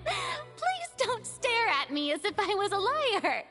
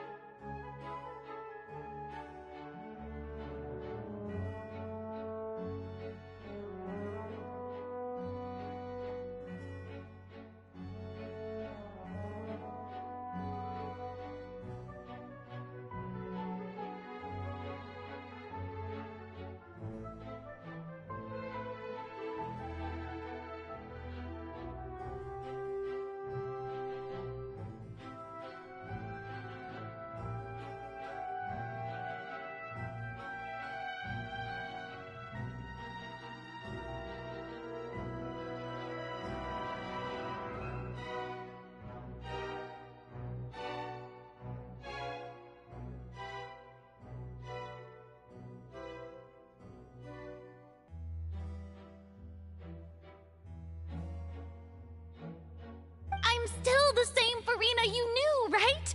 The one that you loved. Shouldn't you want to believe in me?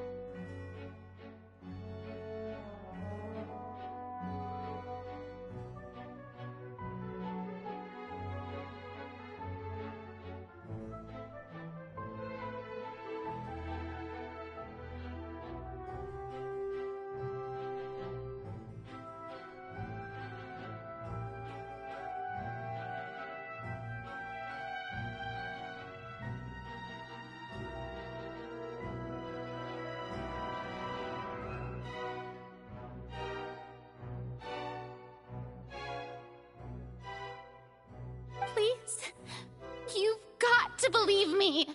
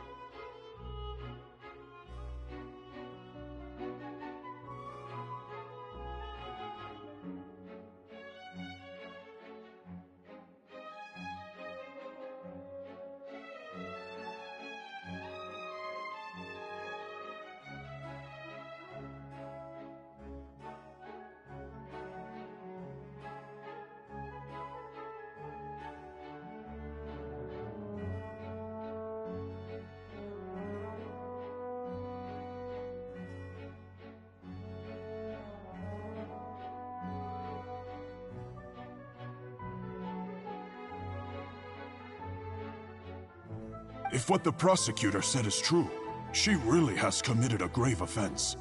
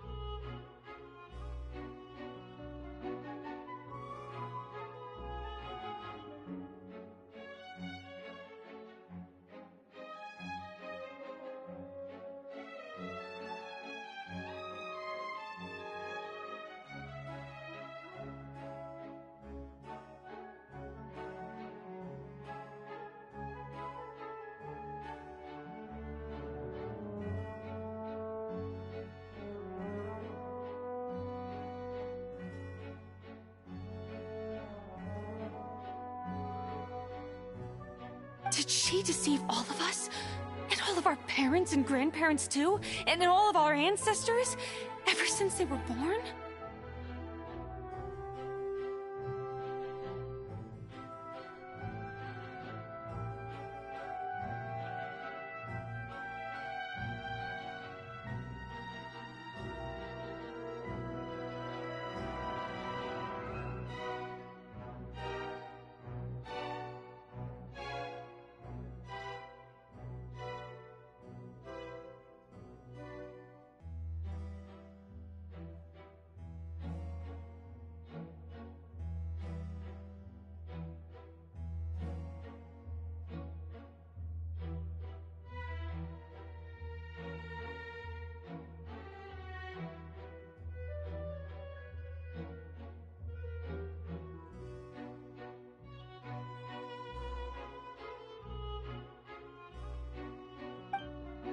Enough! That's enough. Tell me then, if I'm not the real Hydro Archon, then who is?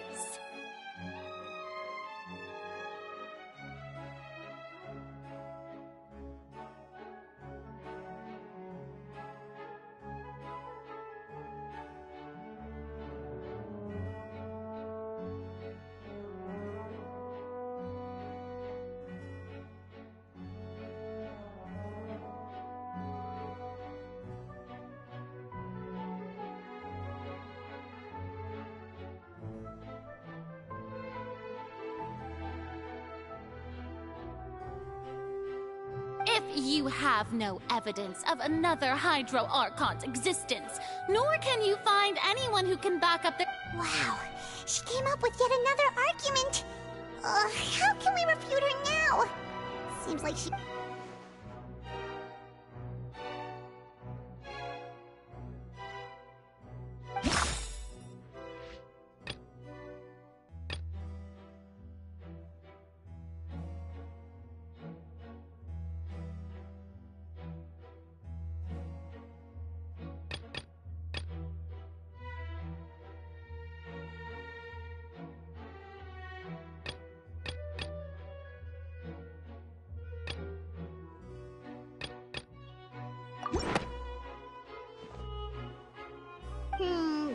doesn't sound right. Paimon doesn't think this clue can be used as...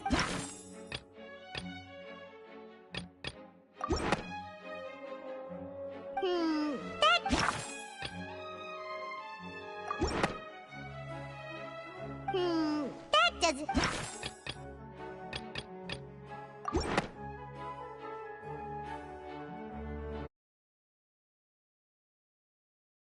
can dissolve in water from the primordial sea. And that means...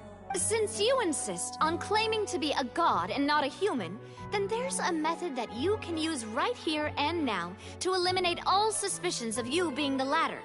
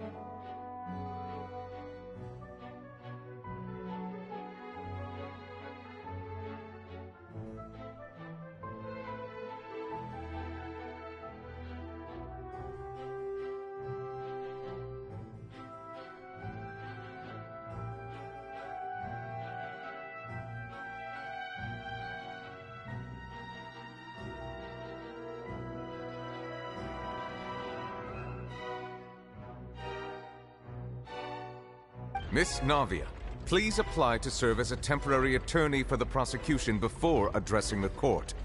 Though you act in partnership with the prosecutor, you must still adhere to proper procedure.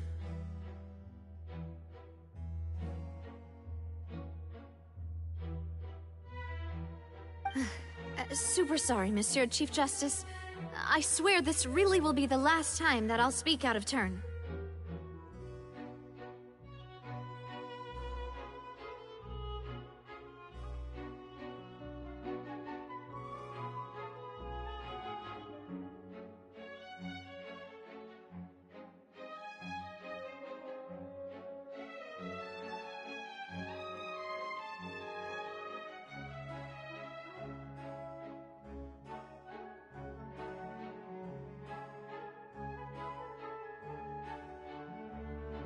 Now, I've brought some seawater from Poisson.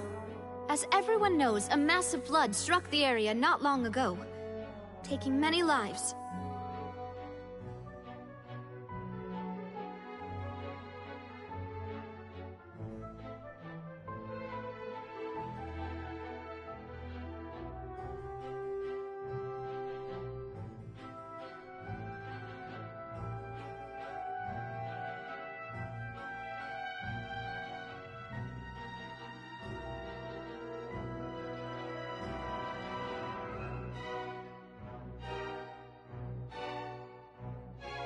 Including those of some of my closest friends.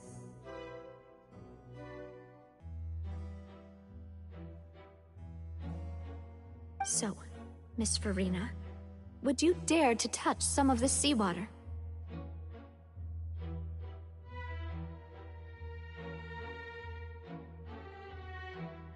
If we are to believe that you are indeed the real Hydro Archon, touching this seawater would have no effect on you. All it should do is strengthen your case.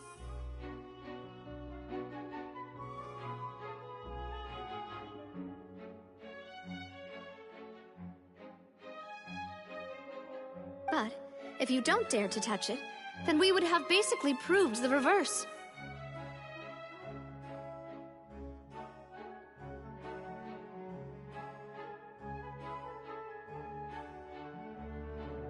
Oh, and I must remind you that after the disaster at Poisson, nobody wants to see any more people dissolve.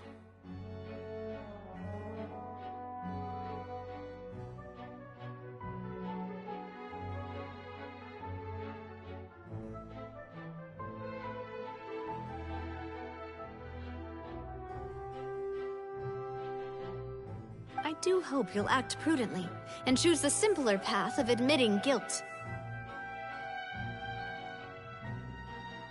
Navia from the Spina di Rasula.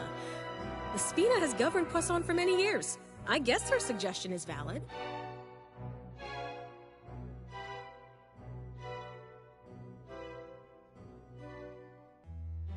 If Lady Farina is indeed just a human, she's probably Fontanian like all the rest of us.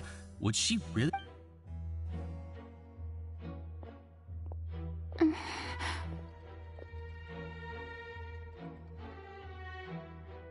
Lady Farina, this test has been unilaterally proposed by the prosecution, as it falls outside the realm of standard court Well, of course he had to tell her that.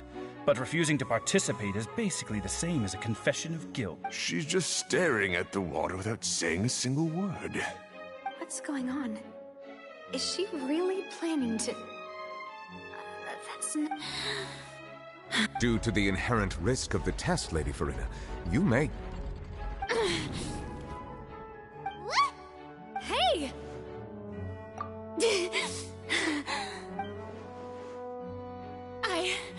I'm fine! Look at me, everyone! My hand is... Will you believe me now? I really am your Archon! Miss Siegewing? If you're present, Miss Siegewing, please come forward. Siegewing, don't be nervous. It'll just take a few seconds.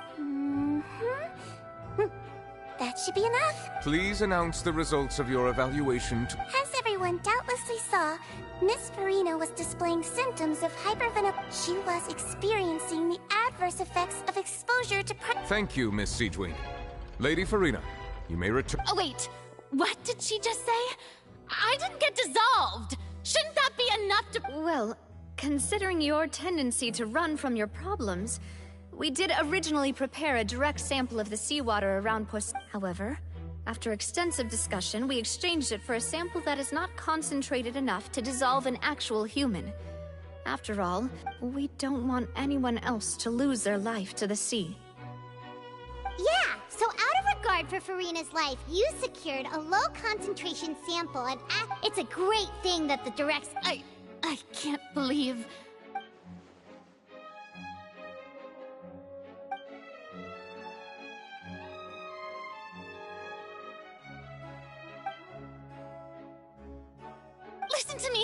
Listen to me, everyone! Please don't give me such cold... Think about it! How can you conclusively prove that an also, if I was really just a human...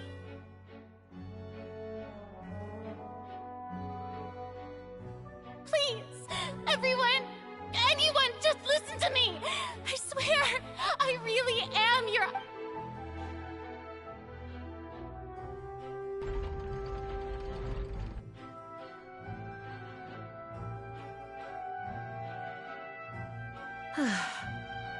I don't think anything she says at this point will sway anyone.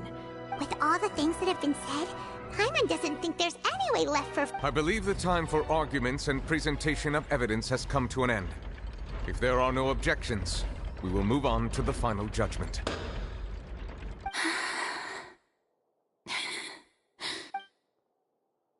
I don't think anything she says at this point will sway anyone who's two-stepped against her now.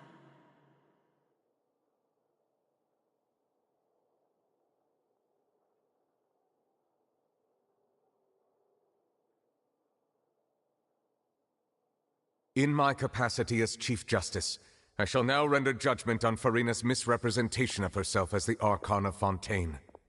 As a human who knowingly deceived her fellow citizens, Farina is... guilty.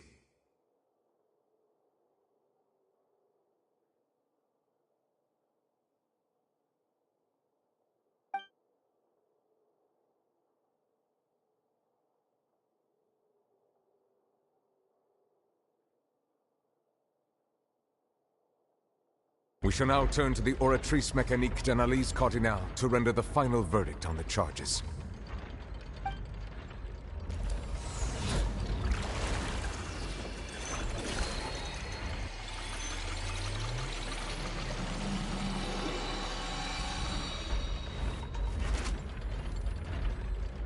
According to the judgment of the Oratrice Mécanique d'Analyse Cardinale, Farina is...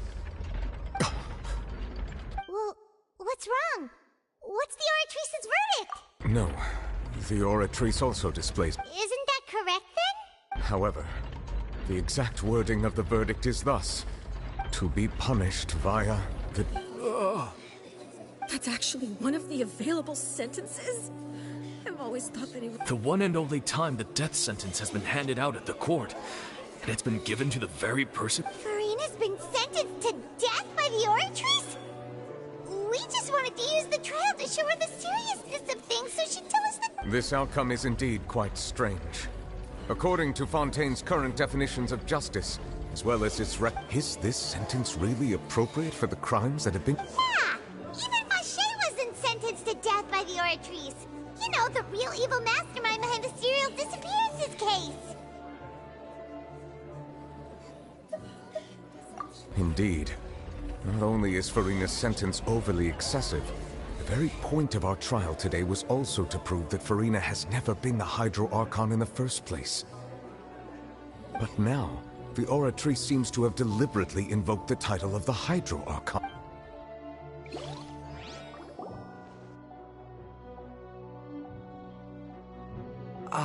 Excuse me, if I may interrupt.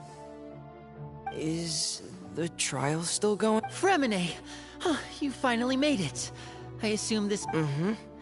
Any mission, Father. Is that the first prophecy slate? Huh. So the knave privately arranged for Fremine to try and find the missing slip? I looked everywhere and finally found it at the bottom of the sea. It took me a while, but has the trial already concluded? Then doesn't that mean I've come too late?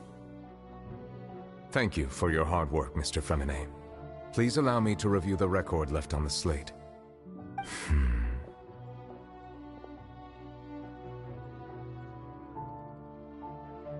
Traveler, I believe that you have already seen the other existing slates, and would like you to come here and confirm their content. Huh? So what do you see? What is it?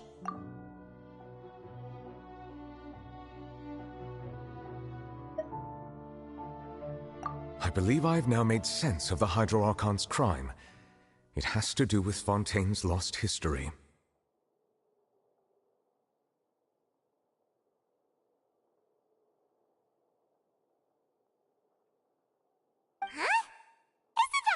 Archon just guilty of deceiving her people? Oh, wait, no, that's Farina, and we've already proven that... so when you say Hydro Archon, do you mean the real... In truth, everything that you've encountered in Fontaine up until this point can be traced back to the contents of these However, I'm uncertain as to how much sense they currently make to you. Okay, let's try to recall the contents of the other 3 stones...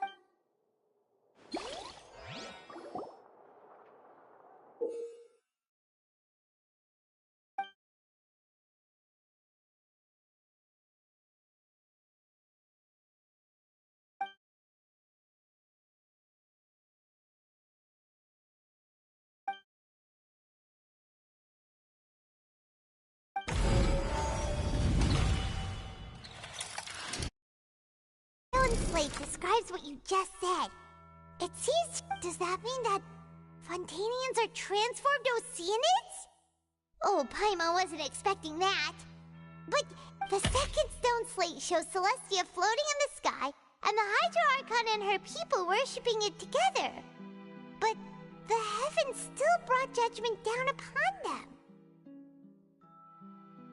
This must be the point when the Hydro Archon and the Fontanians were branded with their original sin. Does this mean that the original sin and the Hydro Archon sin are the same thing?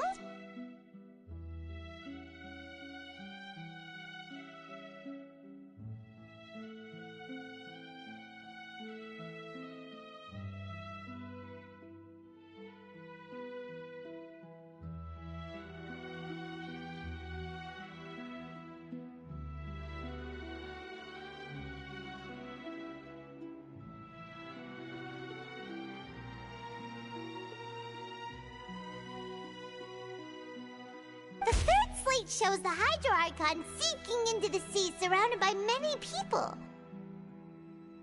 Huh. That reminds Paimon, didn't we also watch that happen to someone else? Well, the first slate is the prophecy the Fontanians have been talking about. People dissolving into the sea, the Hydro Archon crying on her throne, and so on. We didn't believe that such a crazy disaster could happen at first, did we? But after that incident, it was...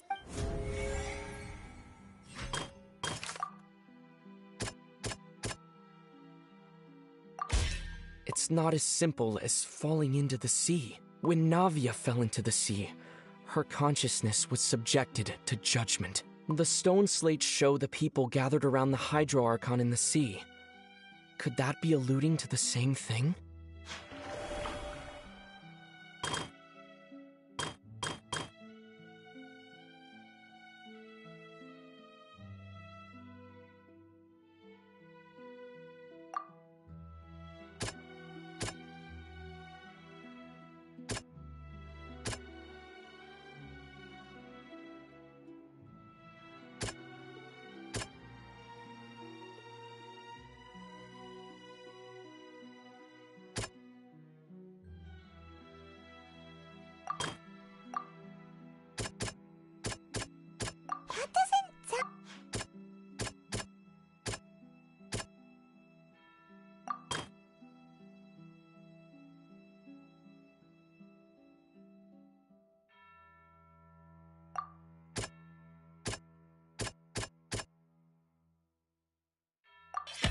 Perhaps what is about to take place has all happened before. The true sin of the Hydro Archon that Nervalet mentioned, and the original sin cast down on the people of Fontaine by Celestia, as recorded on the stone slates.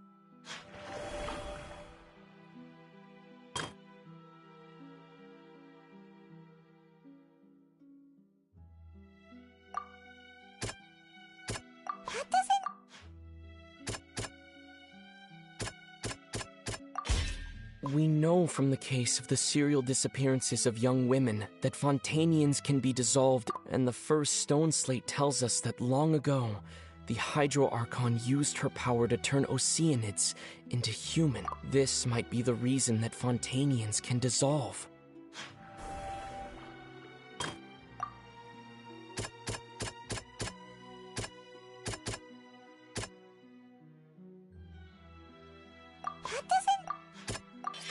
The prophecy from the stone slates found its way into society, but not many people believed it at first. The fortress of Meropide was nearly flooded with primordial seawater, which we know can cause Fontanians to dissolve. It seems increasingly likely that the prophecy may come true. If we hadn't dealt with it in time, things could have gone very badly. They'll dissolve into the primordial sea but won't cease to exist. Their essence will flow in the seawater. The Hydro Archon was sentenced to death in court, shocking everyone present. Perhaps this means... Navia fell into the water inside those ruins, and she nearly dissolved. She was surrounded by the people of Poisson in a court within her consciousness, and was forced to take part in a trial meant to... The eruption of the primordial sea at the fortress of Meropide was the surest sign that the prophecy was about to come to pass no matter what. The stone slate's contents can all be verified by recent events. If we combine what we know together, loads of truths should come to light.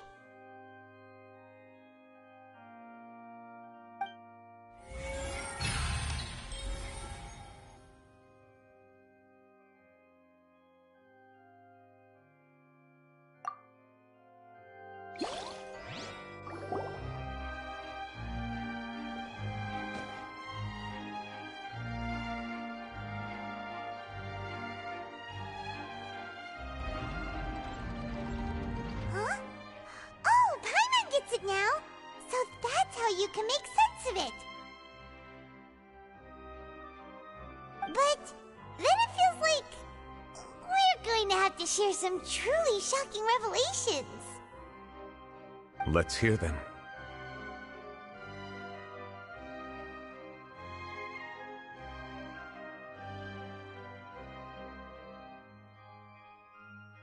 Incredible. Linny, did you hear that? We're not real. All Fontanians were originally created by the late previous Hydro Archon, with Oceanids as their basis.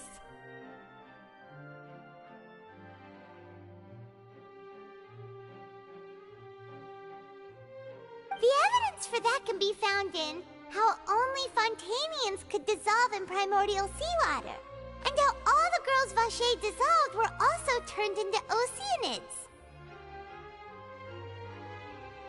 Oh, and according to Navia, when she was about to get dissolved, she also saw everyone gathered around for a trial, all of them in the shape of Oceanids. Indeed.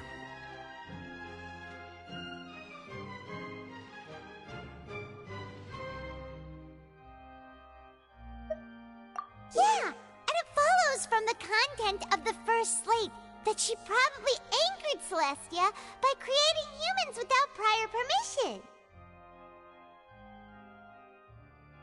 That could also explain why the Oratrice judged the Hydro Archon to be guilty. It's to account for that ancient sin.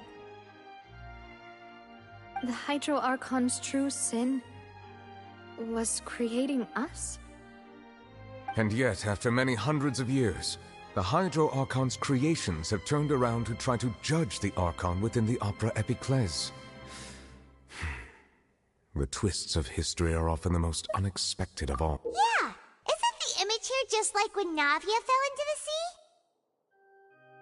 So wouldn't it be trying to show the image of the Hydro Archon also falling into the sea once the prophecy has been fulfilled in the fourth slate? In the end, the people will all be dissolved into the waters, and only the Hydro Archon will remain weeping on her throne.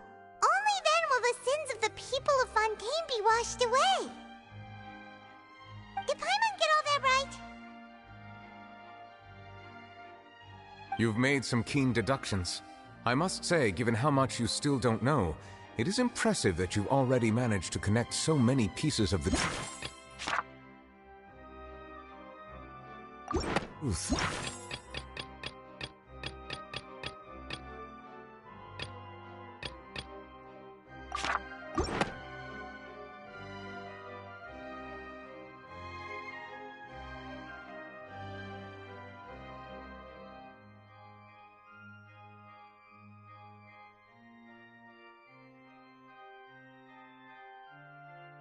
However, while you were able to decode all the information on the slates, they've also been etched with an additional layer. When we were at the ruins, I tried to decipher the hidden information recorded in the slates.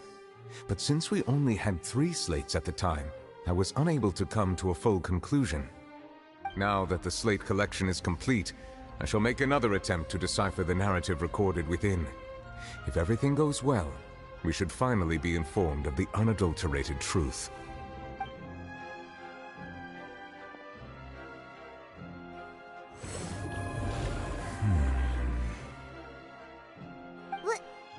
Well? Did you get it? I believe I should share this truth not only with you, but with all the people of Fontaine as well. I will try to briefly summarize it for you. Your hypotheses regarding the origin of Fontainians and the sin of the Hydro Archon were both correct. In the Fontaine of old, the previous Hydro Archon sensed the yearning of her Oceanid familiars for life on land.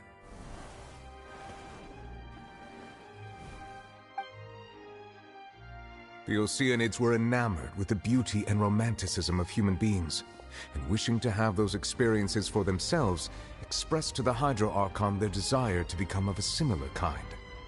However, even though water as an element is intricately linked with the power of life, the Hydro Archon, as one of the 7, did not possess the authority to create a new form of human life. Not one to give in, she eventually found a way to create permanent humanoid bodies for her familiars by appropriating the power of this planet's primordial sea. She poured primordial seawater into the Oceanids' blood vessels, creating humanoid mimics in the process. But if Fontainians were to ever come into direct contact with water from the primordial sea, the power within their bodies would escape these artificial restraints and return to the sea. As a result, their forms would collapse, and they would be reverted to their original forms as Oceanids. Of course, the Hydro Archon never received permission from the heavenly principles to create a new human race.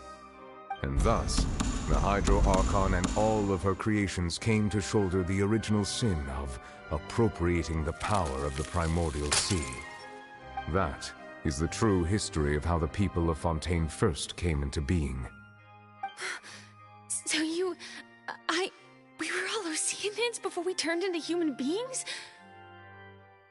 That's way too much information for me. I think I'm just going to pretend that I never heard a single... Wait, but if that's the truth, we can't let the Hydro Archon be sentenced to death. After all, her only sin was creating us. This really might be too much information for your regular Fontainian, but it does answer... Alas, your hypothesis regarding the third and fourth stone slates was inaccurate. The slates' respective positions are, in fact, correct. A key point of the visual on the third slate is how all the individuals depicted in the water are humans rather than Oceanids. They have not been dissolved, which implies that the water depicted in this slate is not water from the primordial sea. The nation of Fontaine is the nation of Hydro, as well as the nation of trials and justice. Instead of being the literal element, the water in the scene symbolizes judgment and justice. You may also recall Navia's experience. When she fell into the sea, her consciousness was surrounded by that of many others who intended to hold a trial to determine her fate. Therefore, the meaning of the third slate is that the people of Fontaine shall try the Hydro Archon at the court of justice. Yes, it refers to our present situation. I think I'm following now. So, what you're saying is, even though we decided to put on this, in truth, everything we've done has happened exactly as the prophecy foretold. So now, it seems, we're the ones What should we do? Huh. No matter what, the prophecy will be fulfilled. If that's the case, does that mean the scene in the fourth slate will also be fulfilled soon? Traveler, I would like to point out another small fallacy in your deductions. About the fourth slate, you probably thought that the eruption of primordial seawater beneath the fortress of Meripede served as the surest sign that the prophecy was about to come to pass, yes? However, I believe that rather than being a sure sign, that eruption could in fact only be a small warning of something far worse to come. As for the root cause of the catastrophe, I believe you've already encountered it once.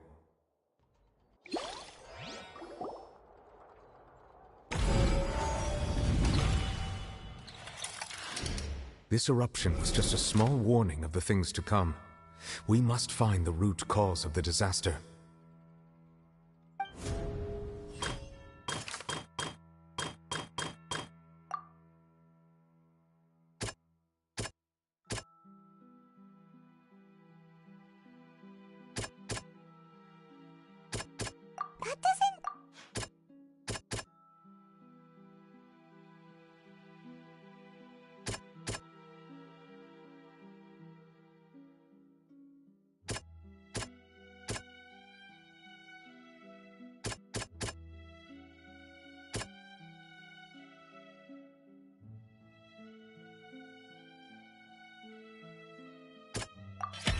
It was both dream and reality. If we're talking about a true culprit, that could only be that thing inside the primordial sea, right? The truth, the original sin, the trial, and the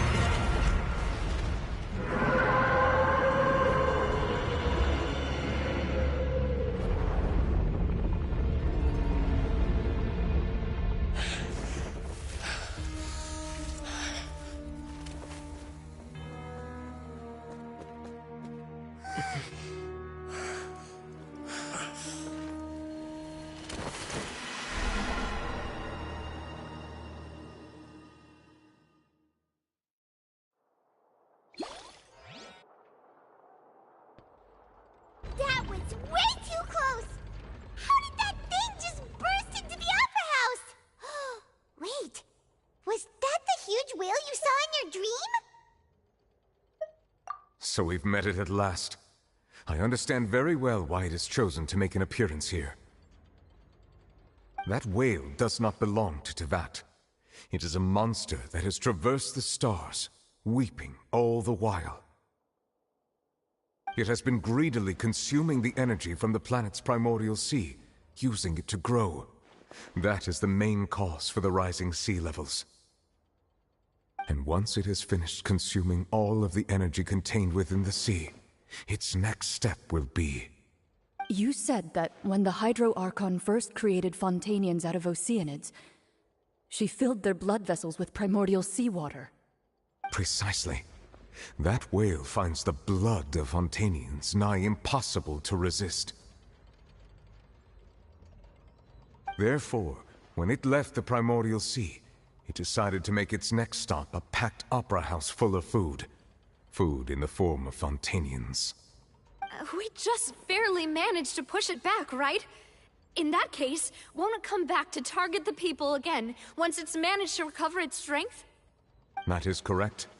Indeed, it is more accurate to say that we should thank that Harbinger for buying us some time. Without him, the whale would have likely come onto land far sooner. From the way he looked, he must have been fighting the creature for quite a long time. That battle maniac. We've always known that he had a special connection with that whale, but we definitely didn't expect it to help us out like this. Anyway, now that we know that this whale is the actual cause of the disaster recorded in the prophecy, all we need to do to stop the prophecy would be to find a way to beat it up, right? It is too late. It had already absorbed too much of the primordial sea's energy before we could notice it. At this point, it has become practically integrated with the sea itself. Even if the entirety of Tevat were to be destroyed, it could still survive and swim off towards some other world. That's not something I will accept. We've already done everything we can, and we even found the true culprit. We've come so far. You can't just tell me that the last hurdle is some impossible foe. That's just not fair. Indeed, that's not how a grand performance should end. I'll fight it to the end, no matter what. So the prophecy will be fulfilled no matter what, huh?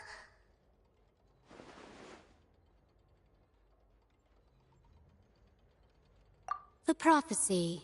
Yes, what has been prophesied will be fulfilled. You may view such things as the history of the future.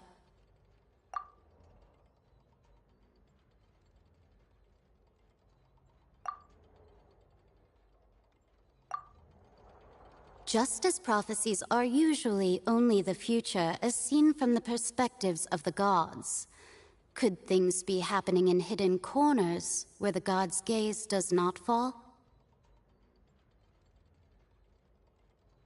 Ultimately, fate shall serve as your only guide, no matter what will happen in Tevat's future. All you need to do is to play your part.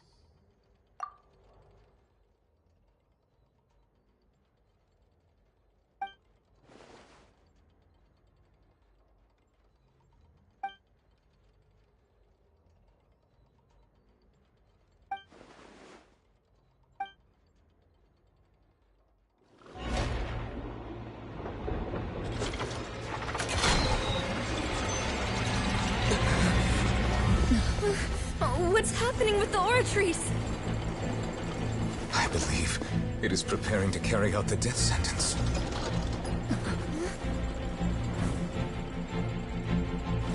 Farina!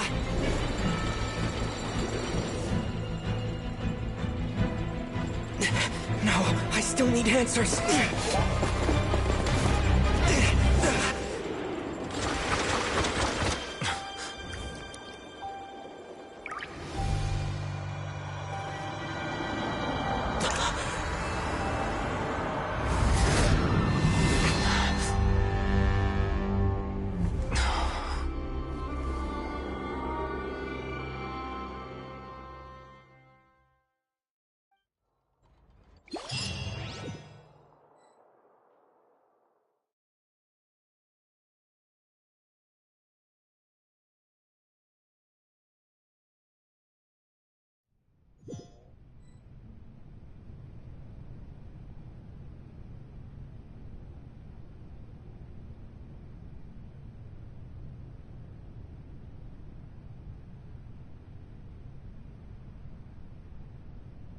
You...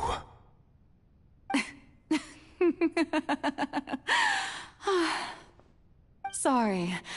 That shocked expression on your face is just too amusing. I couldn't help myself. You are not Farina. Who are you? The sweet sound of bewilderment. Marvelous. A sure sign that my attempt to deceive everyone was a resounding success. But to answer your question, I am Focalor. You know, the god. Focalor? Why did you deceive us? Oh, that wasn't my goal, of course. Goodness, no. But I had to fool everyone else too, if I was to stand any chance of deceiving the heavenly principles. Deceiving the heavenly principles? It's all because of that pernicious prophecy. Dreadful, wasn't it? Everyone doomed to dissolve. Fontaine condemned to be flooded. One was not amused. In fact, one was positively bemused when that problem was thrust upon me by my dearest predecessor. That's the former Hydro Archon Egeria, for the uninitiated. It hardly gets more disastrous than a preordained national catastrophe, now does it? She knew full well that the prophecy would surely come to pass. And as one of the seven, she also knew full well that one defies the heavenly principles at one's peril. So yes, as you have no doubt surmised, it was a rather impossible situation that I found myself in.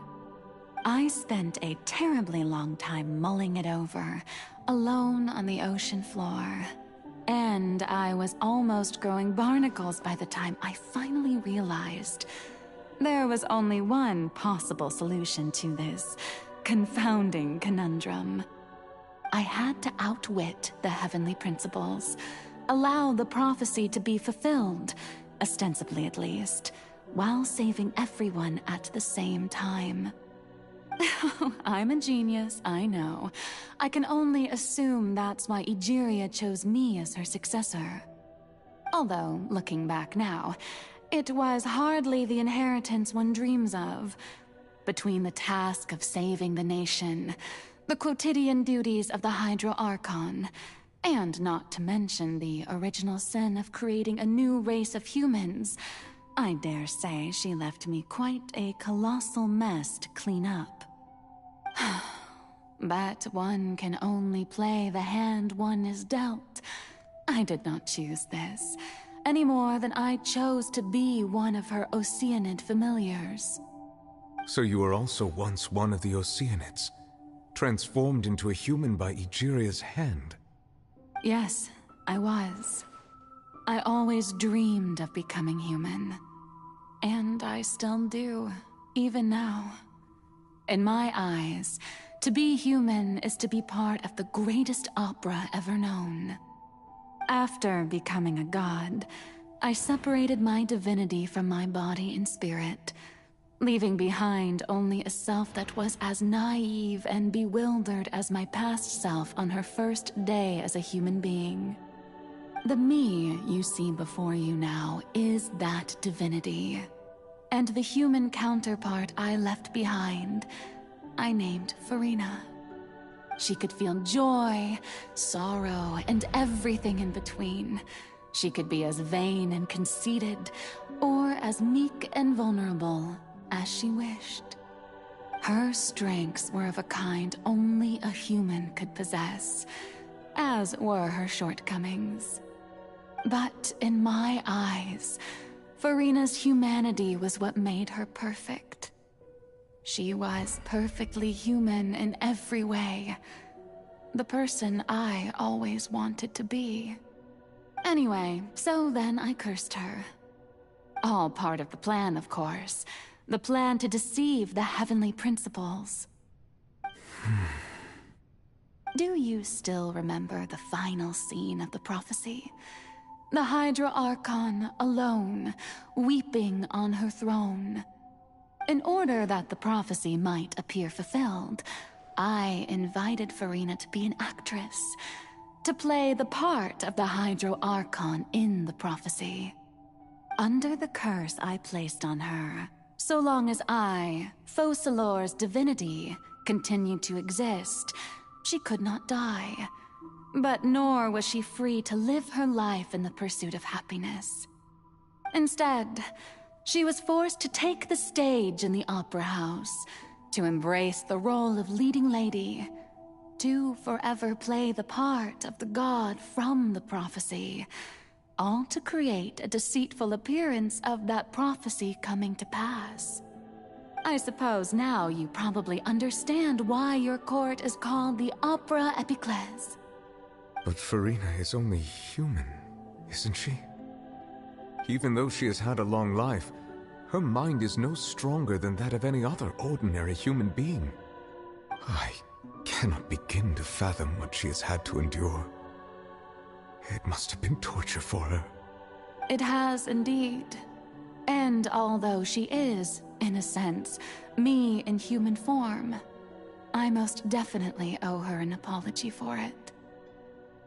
It's been 500 years, and all along, she's been playing her part in the most unimaginably long, unbearably lonely, and agonizingly painful opera of all time.